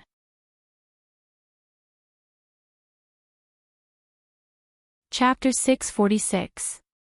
Jinyao. Yes. I suddenly feel so happy. Yes. Hu Jinyao hugged her and smelled the faint milky fragrance on her body. Ever since she gave birth, her body was full of motherly radiance. I feel very happy too. Su Qingsang pressed her face against Hu Jinyao's chest. A long time ago, she had always thought that she was a pitiful little girl. An illegitimate daughter, no one doted on or loved her. Therefore, she could only love herself. Now, she suddenly felt that maybe she had been wronged in the past 20 years, so she was twice as happy in the future. Right. Su Qingsang thought of what she could do for Xiang Caiping. If, and I mean if, Su Peijian can change after she gets out, let's not care about her anymore. She knew what Xiang Caiping cared about the most, and the only thing she could give her was not to destroy what she cared about the most. Of course, the premise was that Su Peijian lived up to her expectations and didn't mess around anymore. I promise you. Hu Jinyao could guarantee this. As long as Su Peijian didn't court disaster, he believed that she could continue her life after she got out. Moreover, with Su Peijian's ability, she could live a good life. That was if she was willing. Speaking of which, she hadn't paid attention to Su Peijian for a long time. How is she recently? Not bad. Hu Jinyao really asked Yang Wenchang to ask about her today because of Xiang Caiping. She should be able to get a reduction in her sentence. It's been reduced by half a year now. Really? That was great. It meant that Su Peijian was really repentant now. Yes. I heard that she's teaching people in prison. A month before the new year, the prison organized a performance party. She was the leader.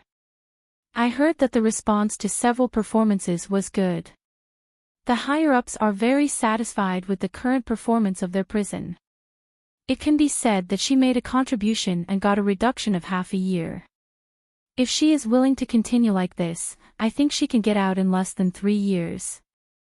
Regardless of whether her purpose was to reduce her sentence or not, with her pride, it was already progress that she was willing to do these things.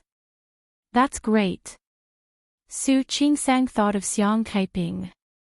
This way, Auntie can live a better life. Hu Jinyao didn't comment. Even if Su Peijian came out and stopped doing bad things, it was still unknown whether she could accept Xiang Caiping. Alright, you're still in confinement. You don't have to worry about other people's business. Sleep. I'm just saying it casually. I'm not tired now. I've let you guys do all the work. I have nothing to do at all. At home, there were 2 aunties and 2 nannies who specialized in taking care of the children. Apart from breastfeeding, most of the time, she could not interfere. As for carrying a child, it was even more difficult.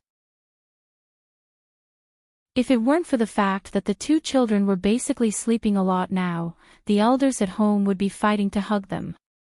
Old Master Hua was the happiest one. Recently, he was in high spirits because of happy events. He was grinning from ear to ear. It wasn't that there weren't people of his age who had lived to his age, but there weren't many with 4 generations living under the same roof. There were 4 generations living under the same roof, but there was no family that had twins, and they were a boy and a girl. How could old Master Hua not be proud? He felt as if the wind was blowing when he walked. Not only was old Master Hua happy, but Hua Yangyuan and Hua Yangxiu also liked to visit the children when they were free. After a few days, the facial features of the 2 little fellows had also slowly grown. With Hua Jinyao and Su Qingsang's good looks, the 2 babies looked like they were carved from jade and looked extremely cute. They looked like Hua Jinyao, but Su Qingsang's outline could be seen. Nian Nian looked more like Su Qingsang. However, Hua Jinyao's shadow could still be seen in her eyes. Speaking of which, the 2 little guys looked very similar. Looking at the 2 little babies every day, Su Qingsang felt satisfied with everything. The pain during childbirth and the lingering fear of almost falling asleep and not waking up became insignificant at this moment. After the first month, it would be the little baby's full moon. It was still very cold in Rong City, and Su Qingsang had just finished her confinement. She didn't want to celebrate too much, so she told old Master Hua that she just wanted to treat her family to a meal to celebrate. How could old Master Hua be willing? Su Qingsang tried to persuade him again and again, but she only said that the 2 children were still young. There was no need to be too ostentatious. Hua Jinyao knew what Su Qingsang meant. The children were still young, and it was cold outside. If they wanted to hold a big party, they would have to bring the 2 children out to meet people. Su Qingsang felt sorry for the children and was unwilling. With Hua Jinyao's help to persuade her, and Lu Tongjia also felt that they were still young. Old Master Hua could only take a step back. It was fine if they didn't have a banquet for the small full moon, but they had to hold a big one for the big full moon. Hua Jinyao and Su Qingsang didn't have a wedding in Rong City. Old Master Hua also wanted to take this opportunity to give Su Qingsang. This time, Su Qingsang and Hua Jinyao couldn't go against old Master Hua's wishes anymore. They could only agree. 3 months later, the weather in Rong City would also be warm. It would be appropriate to take the children out. Li Qianxue stayed in Rong City for more than half a month. She still had things to do, so she returned to Lin City after the Lantern Festival. Before she left, she was especially reluctant to part with Nian Nian. After returning to Lin City, she would talk to Su Qingsang at least 3 times a day. Every day before going to bed, she would look at her grandchildren before going to bed. As Nian Nian grew up, her facial features combined the advantages of Hua Jinyao and Su Qingsang. Unexpectedly, the more they looked, the more similar they became. Although they looked alike, their personalities were completely different. As Nian Nian grew up, his voice became louder and louder. He often roared when he was unhappy, and his cries could even be heard downstairs. Nian Nian was different. She rarely cried. Sometimes, when she saw Nian Nian crying, she would blink at him as if she didn't quite understand what he was crying about. At this time, something very interesting would happen. When Nian Nian didn't cry and only stared at him, he wouldn't cry anymore. Su Qingsang's greatest pleasure now was to observe the two children.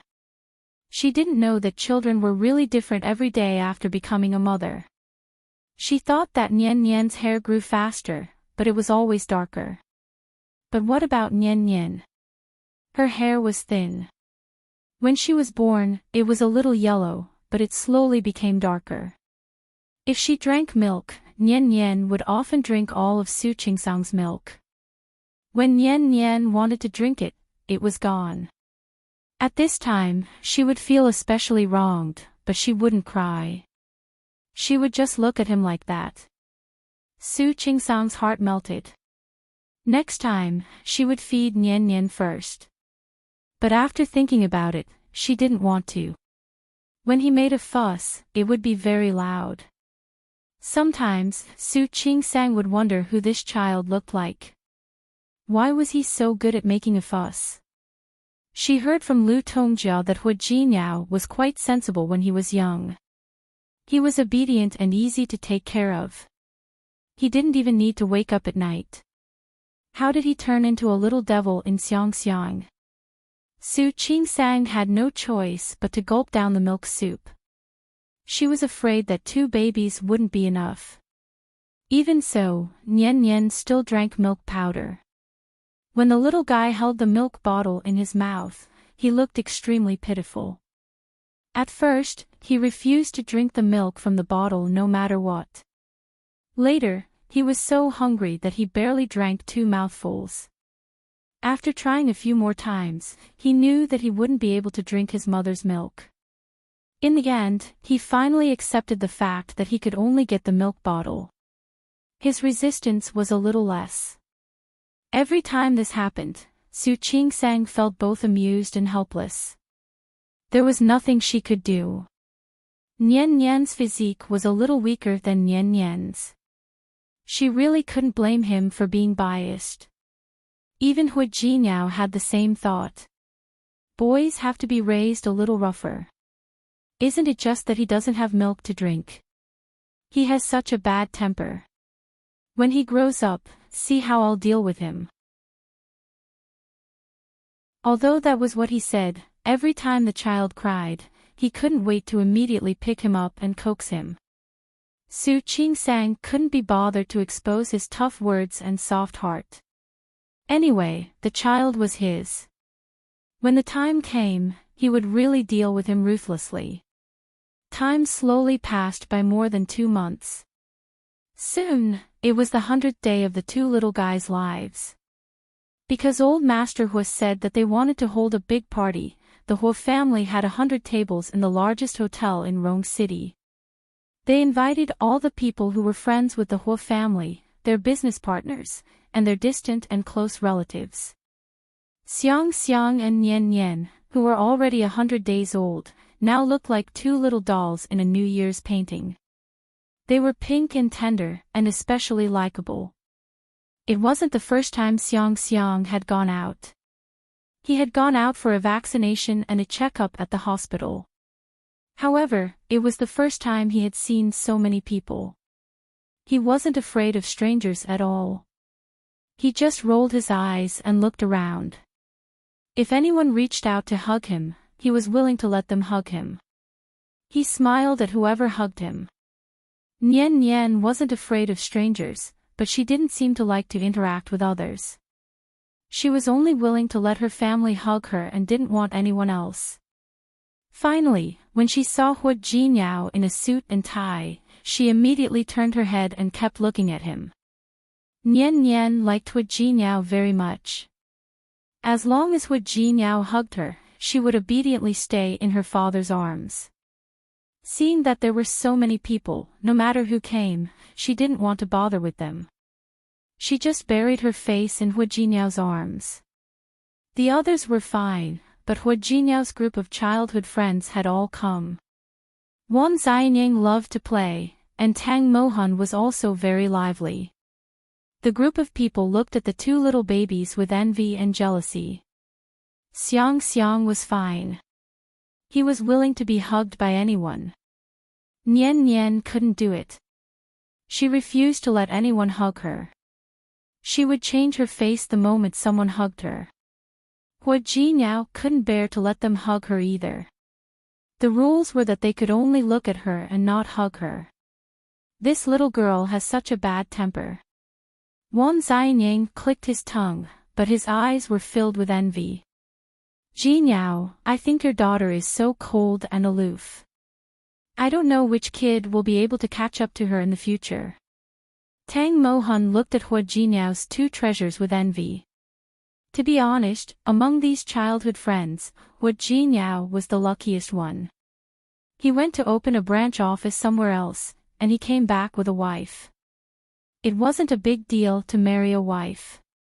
The key was that his wife wasn't an ordinary person. Look at how she gave birth to 2 children in one go. She had both a son and a daughter. What nonsense are you talking about? Hua Jinyao now treated his daughter like a pearl. When he heard Tang Mohan's words, he was unhappy. What kid? I'll destroy whoever dares to have any ideas about my daughter. Nonsense again. Su Qingsang couldn't stand it anymore. Will you be happy if no one wants your daughter when she grows up? How can no one want my daughter? Hua Jinyao retorted. I'm just saying that I won't let them have any ideas about my daughter. Yes, yes, yes. You can raise her at home for the rest of her life. I'll raise her for the rest of her life. It's not like I can't afford to raise her. Su Qingsang face-bombed. She had begun to understand Hua Jinyao's daughter complex over the past few days. Jinyao, don't be so stubborn. Li Junqing teased. Maybe if your daughter doesn't get married a few years later, you'll still rush her. Absolutely not. Hua Jinyao couldn't bear to part with her. I can't bear to hand my daughter over to those brats. Su Qingsang laughed and didn't want to talk to this person. How old was Nian Nian now? Why was he thinking so far ahead? Sure enough, when Li Junqing and the others heard Hua Jinyao's words, their eyes were filled with ridicule. Wan Xianyang stepped forward and patted Hua Jinyao on the shoulder. I regret not getting married earlier. Otherwise, I would have had a son. When I grow up, I'll chase after your daughter. Don't be in a hurry. It's not too late for you to have a child now. Cheng Xianyun watched the show and didn't mind the matter getting bigger. Hurry up and work hard. Xianyang isn't the only one who can work hard. I can say that about me too. Tang Mohan joined in the fun. I'll hurry up and get married. When the time comes, we'll get married when we're kids. Get lost. Hua Jinyao didn't continue the conversation. All of you, stay away from my daughter. The group of people laughed. It could be seen now. In the future, Hua Jinyao would definitely be a daughter lover. He wouldn't be able to run away from being a protective maniac. The banquet began, and Old Master Hua went on stage to speak. He was very happy today.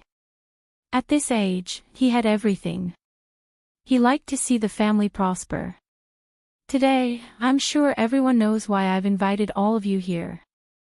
I'm not talented, but I'm indebted to everyone for taking care of me in Rome City all these years. Thank you for coming. He was being polite, but no one really thought that he had anything to take care of the Hua family. Everyone knows that this burden has to be passed down from generation to generation. What is passed down? It's people. Here, I want to thank my granddaughter-in-law first. Thank her for bringing such a cute pair of twins to our Hua family. Thank her for going through so much hardship so that I can be promoted to be your great-granddaughter. I once said that my grandson, Hua Jinyao, as a man, the most insightful thing in his life is to marry a good wife. At this moment, there was laughter below the stage. Old Master Hua waved his hand and continued, my granddaughter-in-law, Su Qingsang, is not only a good partner of Hua Jinyao, but also a good daughter-in-law of the Hua family. Now, the Hua family has a pair of twins. As an old man, I don't have much to give. I'll give my granddaughter-in-law 2% of the shares of the Tianyu Group under my name. How much was the market value of the Tianyu Group? 2% of the shares was quite shocking. With these shares, Su Qingsang could enter the board of directors in the future. All the guests present immediately looked at Su Qingsang, who was holding the child. She didn't expect such a thing to happen, so she couldn't help but glance at Hua Jinyao. Hua Jinyao's reaction was to pinch her palm, indicating for her to calm down. No. Why would I want the shares? Su Qingsang said in a low voice. Hua Jinyao smiled at her. Grandpa gave it to you, so just take it. Don't worry. If you feel that it's too hot, you can give it to the two children in the future. While they were talking, old Master Hua had already told them about the gifts for the twins. There were 2 properties under his name, plus 2 funds worth more than 10 million yuan. Jinyao, isn't Grandpa giving too much? They were still 2 children. They didn't know anything and didn't know anything. So what if he gave it away? Don't think too much about it. Since these things are from Grandpa, just take them. But Su Qingsang wasn't timid. She looked around. Almost all the relatives of the Hua family were here today. To be honest, she really wasn't used to old Master Hua being so high profile. It wasn't just old Master Hua. Hua Mingguang and Lu Tongjia both expressed their feelings after the birth of their children. The 2 little guys were still so young, but their assets were already quite astonishing. Most importantly, old Master Hua gave these things to Xiang Xiang and Nian Nian. Hua Jinyao didn't only have one brother. He was the only one. But what about Hua Mingliang and Hua Mingmei? There were other people there. Although they weren't married yet, they would get married sooner or later, and they would have children sooner or later. Old Master Hua was so high profile that other people would probably be jealous if they saw it. Silly. Hua Jinyao leaned over. You're worth it, and so are the children. Su Qingsang knew that she couldn't change old Master Hua's mind. She looked at Hua Mingguang's family at the other table. Hua Yifan was still in prison, and Hua Yiyang and Hua Manzi were sitting with their parents. Of course, they couldn't cause any trouble on such an occasion. However, their expressions couldn't be considered happy. Ignore them. As if he knew what she was thinking, Hua Jinyao held her hand tightly. Don't worry. Believe me, I have the ability to protect you, and I also have the ability to protect the 2 little babies. Okay. Su Qingsang wasn't too worried. She just felt that it wasn't good to be so high profile. However, since the truth was already like this, she could only accept it. Actually, you really don't have to be too nervous. Every child of the Hua family will be born with a corresponding property under their name. In the future, if Hua Yifan and the others have another child, they will definitely have the same. Really? Of course it's true. Hua Jinyao nodded. However, it was impossible for it to be as grand as Xiang Xiang and Nian Nian. Even if old Master Hua would be said to be biased. However, there were some things and people that he really favored Hua Jinyao more. This was something that others couldn't be jealous of. The full moon banquet was very lively. Xiang Xiang refused to sleep until he was too tired. He fell asleep in the auntie's arms. It didn't take long for Nian Nian to fall into a deep sleep. When she got home, the 2 little ones woke up together. When they woke up, they started to make a fuss, wanting their mother. Su Qingsang had been tired all day, but she had no choice but to cheer up and feed the 2 little ones. It wasn't easy for her to coax the 2 little ones to sleep again. She could finally rest. However, before Su Qingsang could walk to the door and return to her room, Nian Nian cried again. It was different from the previous soft moans. Nian Nian cried a little loudly this time. Su Qingsang went forward to take a look and found that her daughter didn't look too good either. Nian Nian.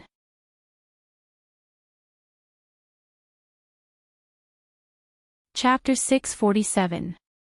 In the past few months, although Nian Nian didn't eat as much as she thought, her body had always been healthy. Su Qingsang told herself not to be anxious. It might just be the child's normal crying. Nian Nian had always been obedient and never made people worry. Now, she was crying so hard that her face was red. The auntie and the nanny were both there. They went forward to take a look. Could she be feeling unwell? Or did she get a stomachache? That's impossible. It's all milk. What can she get sick from eating? Could it be that he's shocked?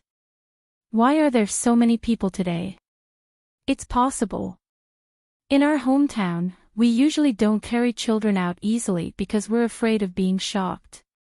Hearing the auntie's words, Su Qingsang became more and more anxious. Stop talking. Let me check first. She gave Nian Nian a basic checkup. She was a doctor, so she had all the medicine boxes at home. She took Nian Nian's temperature and found that she was fine. She then checked her respiratory tract and other things. At the same time, she changed her diaper and fed her milk. However, the child was still crying. While Su Qingsang was in a mess, Hu Jinyao arrived. What's wrong? Why aren't you sleeping? When Nian Nian saw Hu Jinyao, she cried even harder. Seeing this, Hu Jinyao quickly reached out and carried the child over. What's wrong, Nian Nian? Why are you crying? The moment he carried Nian Nian in his arms, she immediately stopped crying. Her little face pressed against her father and she sniffed. With her head tilted, the exhausted little girl fell asleep just like that. So you've been making a fuss all this time just for you to come. Su Qingsang had always known that her daughter was clingy to Hu Jinyao, but she didn't expect it to be to this extent. Every night before going to bed, Hu Jinyao would come to see his son and daughter, especially to hug his daughter. Nian Nian stopped crying when she was in Hu Jinyao's arms. She looked at Hu Jinyao as if she had been wronged. Hu Jinyao hugged Nian Nian and gently patted her back, coaxing her to sleep in a low voice. Su Qingsang stood not far away and watched this scene. Even though she had seen this scene many times in the past 3 months, it still didn't stop Su Qingsang from feeling warmth in her heart. Hu Jinyao was really a good father. In fact, he didn't need to coax her for too long.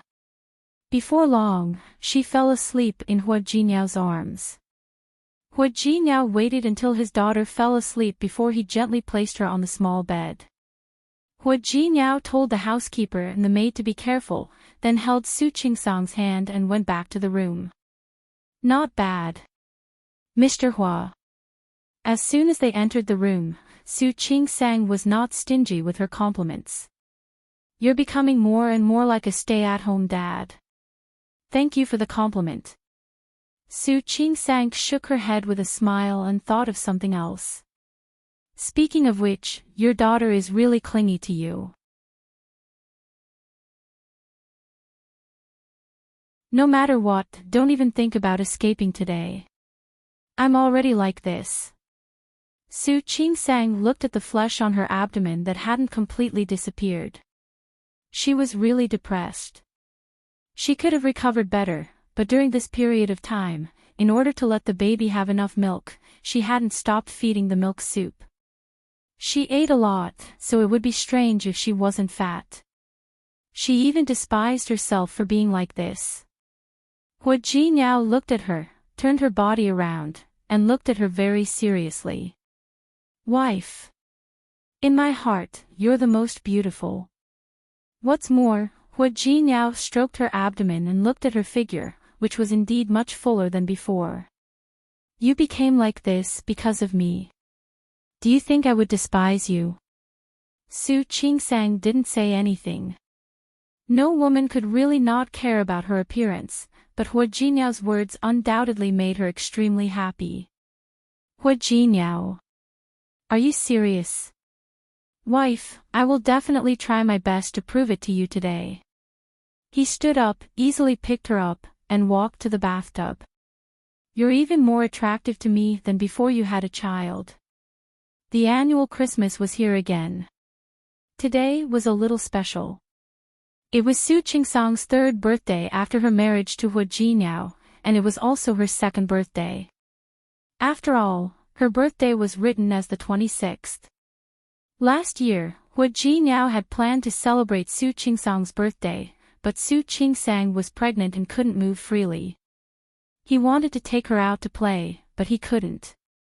This year, there was a chance.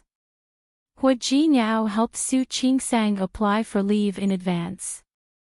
Then, he handed the two children to Lu Tongjia and Hua Mingguang.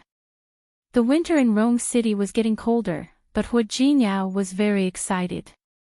He brought Su Qingsang to the airport early in the morning. Where are we going? On the way to the airport, Su Qingsang was still a little hesitant. How many days are you going to take me?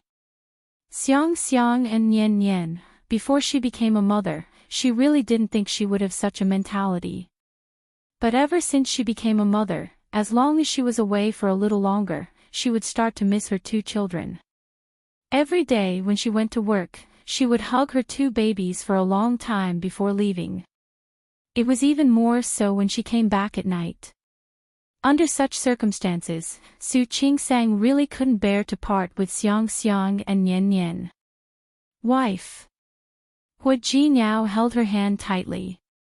I know you can't bear to part with your two children, and I can't bear to part with them either, but we need some private time. No matter how reluctant he was, he didn't want to let Su Qingsang suffer. His son was very important to him, and his daughter was also very important to him. But Su Qingsang was more important. But, no buts. If I can bear to let go of Nian Nian for a few days, you should also learn to let go and miss Nian Nian for a few days. Su Qingsang's lips moved, but in the end, she could only listen to Hua Jinyao. When they arrived at the airport, they didn't go to the waiting room. Instead, they took the VIP passage and went straight to the boarding gate. Hua Jinyao wasn't in a hurry to get on the plane. Instead, he held Su Qingsang's hand through the huge glass wall. Actually, the gift I want to give you is here. So I want to bring you to take a look. What? What gift would be at the airport? Look carefully. Hua Jinyao pointed outside, and Su Qingsang followed his finger. There was a plane parked there. There were cyan cloud patterns on the white fuselage. Following the long cloud patterns, she saw three very eye-catching words on it. Qingsang. It's for you. Hua Jinyao hugged her waist and pressed his chin against her neck. Do you like it? Su Qingsang blinked. Even though she had received many gifts over the years, she had never thought that she would receive a plane one day. You, Hua Jinyao, aren't you exaggerating? I'm not exaggerating. Hua Jinyao didn't think he was exaggerating. Wife, with this plane. Next time, you can fly wherever you want. For example, if you want to go to Lin City to see your mother, you just need to call Wenchang and ask him to arrange it. You can go back to see your mother at any time. That was too exaggerated. Su Qingsang turned to look at him. She was in a state of complete shock. Let's go. Where to? Didn't I say to go to Lin City to see your mother? Hua Jinyao told her his plan. We'll go to see your mother first and stay in Lin City for a few days. Then we can fly to the Maldives or the Aegean Sea. You see, we'll go wherever you want to go. By the way, I bought 2 small islands in the Pacific Ocean.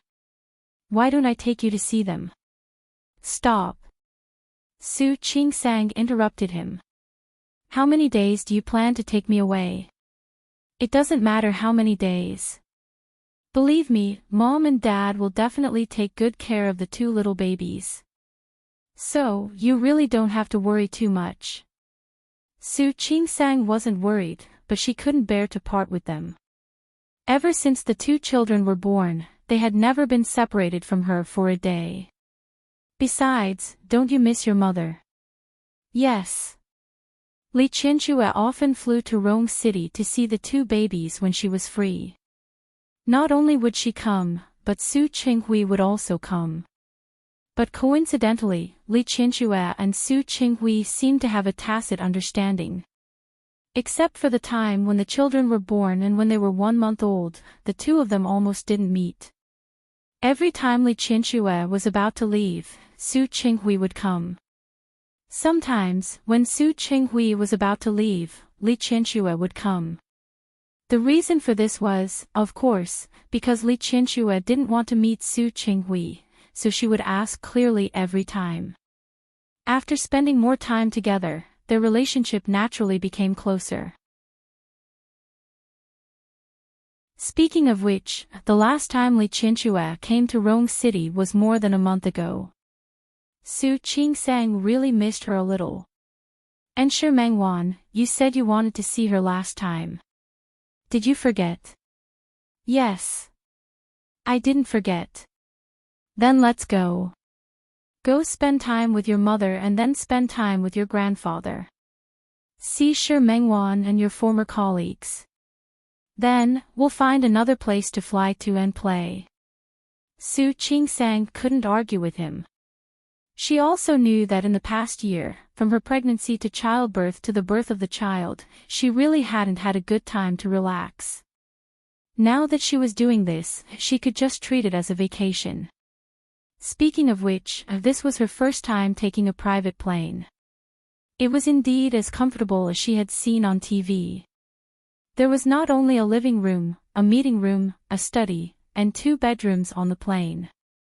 Su Qingsang sat on the sofa and looked at the wings outside. There were also 3 words on it, Qingsang. This was her plane, a gift from Hu Jinyao. It was a wonderful feeling. She had never thought that she would one day have a plane. Hu Jinyao. Thank you. Honey, you never have to say thank you to me. Hu Jinyao held her hand and said very seriously. I want to thank you. Thank her for appearing in his life, thank her for bringing him a different life. Thank her for loving him. Thank her for fulfilling his life. Hu Jinyao. The moment the plane soared into the sky, Su Qingsang hugged Hu Jinyao's waist. I love you. Honey, I love you too. The Qingsang plane took the two of them to another city. It also witnessed the love between the two of them. Su Qingsang believed that they would definitely work hard and live a good life. Outer world, Samsara, 3 years later. Hui Yanjin climbed up the cabinet and rummaged around. She didn't find what she was looking for, so she pouted and climbed down from the cabinet. However, her movements were too big. When she got down from the chair, she lost her footing. She was about to fall to the ground. A pair of small hands quickly held her back and steadied her. Hui Yanjin turned around. When she saw Hui Yanjing, she smiled widely and jumped down from the small chair. Brother. Hui Yanjing hugged his little sister, who was about the same height as him, and put her down. What are you looking for? Hui Yanjin pouted again when she heard that. There's nothing left. There's nothing left. You're looking for this, aren't you? Hui Yanjing stretched out his hand, and there were 2 milk candies in his little hand. Wow, brother, how did you find it? Little idiot. Hui Yanjing opened one of the milk candies and put it into his little sister's mouth. I saw it when Mommy hid the candy. Brother, you're so smart. Why didn't I see it? Stupid. Who told you to take a nap? You're the stupid one, Hui Yanjin replied, but she wasn't angry. The candy was so sweet. She opened the other candy in Hui Yanjing's hand and stuffed it into his mouth when Hui Yanjing wasn't prepared. Don't you want it? He knew that his little sister loved candy the most. One for you, one for me. As Hui Yanjing spoke, she looked around and finally made a shushing gesture at Hui Yanjing. We promised Mommy that we wouldn't eat candy. If we only eat one a day now, Mommy won't find out, right? Hui Yanjing said that, but when she finished eating the candy, her eyes began to blink again. Brother, I still want to eat. What should I do? You just said that you would only eat one. Then one more. Just one. Hui Yanjing looked at his sister's little face and helplessly took out another candy from his pocket. Here. Thank you, brother. Brother is the best. Cough. The sudden cough startled Hui Yanjing, and she almost dropped the candy in her hand. She and Hui Yanjing turned around at the same time and found that Hui Jinyao had arrived. Daddy. Daddy. The two little guys threw themselves into Hui Jinyao's arms. He stretched out his arms, one on the left and the other on the right, and picked up the two children. Tell Daddy, what were you doing just now? I didn't do anything bad. Hui Yanjing shook her head quickly. I was playing with my brother. I didn't do anything bad. You didn't do anything bad. Hui Jinyao blinked at his daughter. As she gradually grew up, her features resembled his, but there were still some differences. No. Then what is this? Hui Jinyao looked at his daughter's hand, which was still tightly holding a candy. However, her hand was too small. Even if she held it tightly, she couldn't wrap it completely. Candy. Hui Yanjing lowered her head, but soon raised it again to look at Hui Jinyao. Daddy, I only ate one, really. Hui Yanjing raised 3 fingers as if to make a promise. When she saw Hui Jinyao's serious face, she leaned over and kissed him on the cheek. Daddy. I promise, I won't eat it, okay? Don't tell Mommy. Okay. Before Hui Jinyao could say anything, Hui Yanjing spoke first. Daddy, I found the candy. I gave it to my sister. If you want to punish me, punish me. But, can you not tell Mommy? The two little guys blinked their eyes at Hui Jinyao. He listened to their childish words and hugged their little bodies tightly. His eyes were a little hot. The familiar scene was happening again after more than 20 years.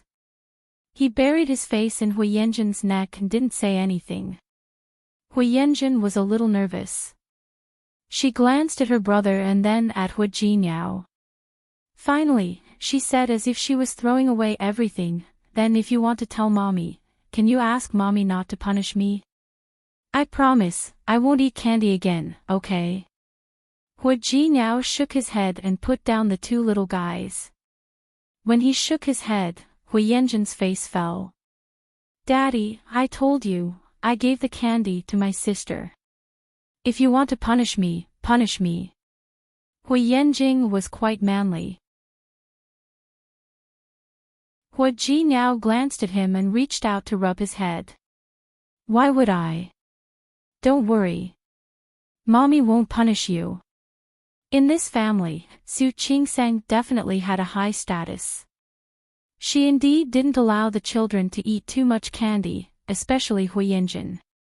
The little ball from back then had now grown into a cute little girl that could melt a person's heart. She had a tooth decay, which was caused by her fondness for candy. Ever since Su Qingsang found out, she didn't allow her to eat candy anymore. However, Hui Yanjing just couldn't resist the charm of candy. Lu Tongjia, who was used to spoiling her children, would secretly put a few in the house from time to time. It looked like she was hiding it well, but in fact, the two children would always find it.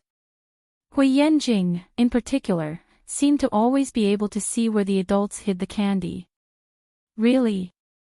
Hui Yanjing wasn't sure. She blinked her black grape-like eyes at Hui Jinyao. Hui Jinyao was in a daze for a moment. At that moment, he seemed to see Huo Wuxuang's shadow. However, he knew that Huo Wuxuang was Huo Wuxuang, and Hui Yanjin was Hui Yanjin. He wouldn't confuse the two of them, but at that moment, he really felt that the gap in his heart that he had always thought had never disappeared was quietly being filled. His beloved little daughter had healed the wound in his heart in such a reincarnated way. She was his angel. He hugged his daughter tightly and stood up. Hui Jinyao looked at her. Nian Nian, but you have to promise me that you won't eat candy again until your tooth decay is cured, okay? Okay. If you promise me, I'll ask your mother to allow you to eat one a day in the future. How about that? Really? Hui Yanjin blinked her eyes in surprise. Then, will Mom agree? Yes. Really? Don't you believe in Dad? I do. Dad is the best. Hui Yanjin kissed Hui Jinyao's cheek again. Hui Jinyao smiled. He held his daughter and held his son's hand. In order to thank Nian Nian for her trust in Dad, Dad will take you out to play today. That's great. Hui Yanjin clapped her little hands. Then, brother wants to go too. Of course. Let's go. Hui Jinyao walked out with the two children. But we have to pick up Mom first. Let's go. We're going to pick up Mom. Hui Yanjin and Hui Yanjing got into Hui Jinyao's car together. The car stopped at the entrance of the hospital where Su Qingsang worked. Su Qingsang was on the night shift yesterday and only got off work this morning. When she came out of the hospital, she saw 3 figures, 1 big and 2 small, standing at the entrance of the hospital waiting for her. Su Qingsang smiled and quickened her steps towards the 3 people she loved the most. Nian Nian, think about it. Do you miss Mom? Yes. Yes. Did you guys behave when Mom was on duty last night? Yes. Yes. Really?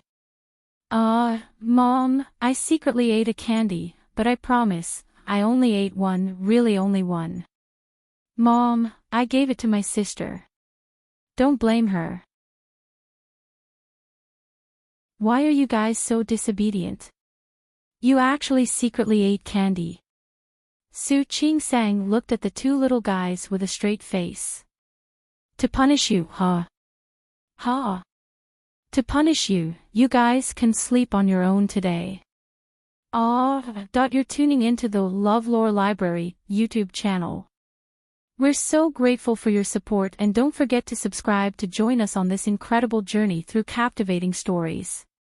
Your generosity through donations truly makes a world of difference, as it's the primary source of revenue that allows me to expand and enhance this channel for you. Thank you from the bottom of my heart for being a part of this adventure.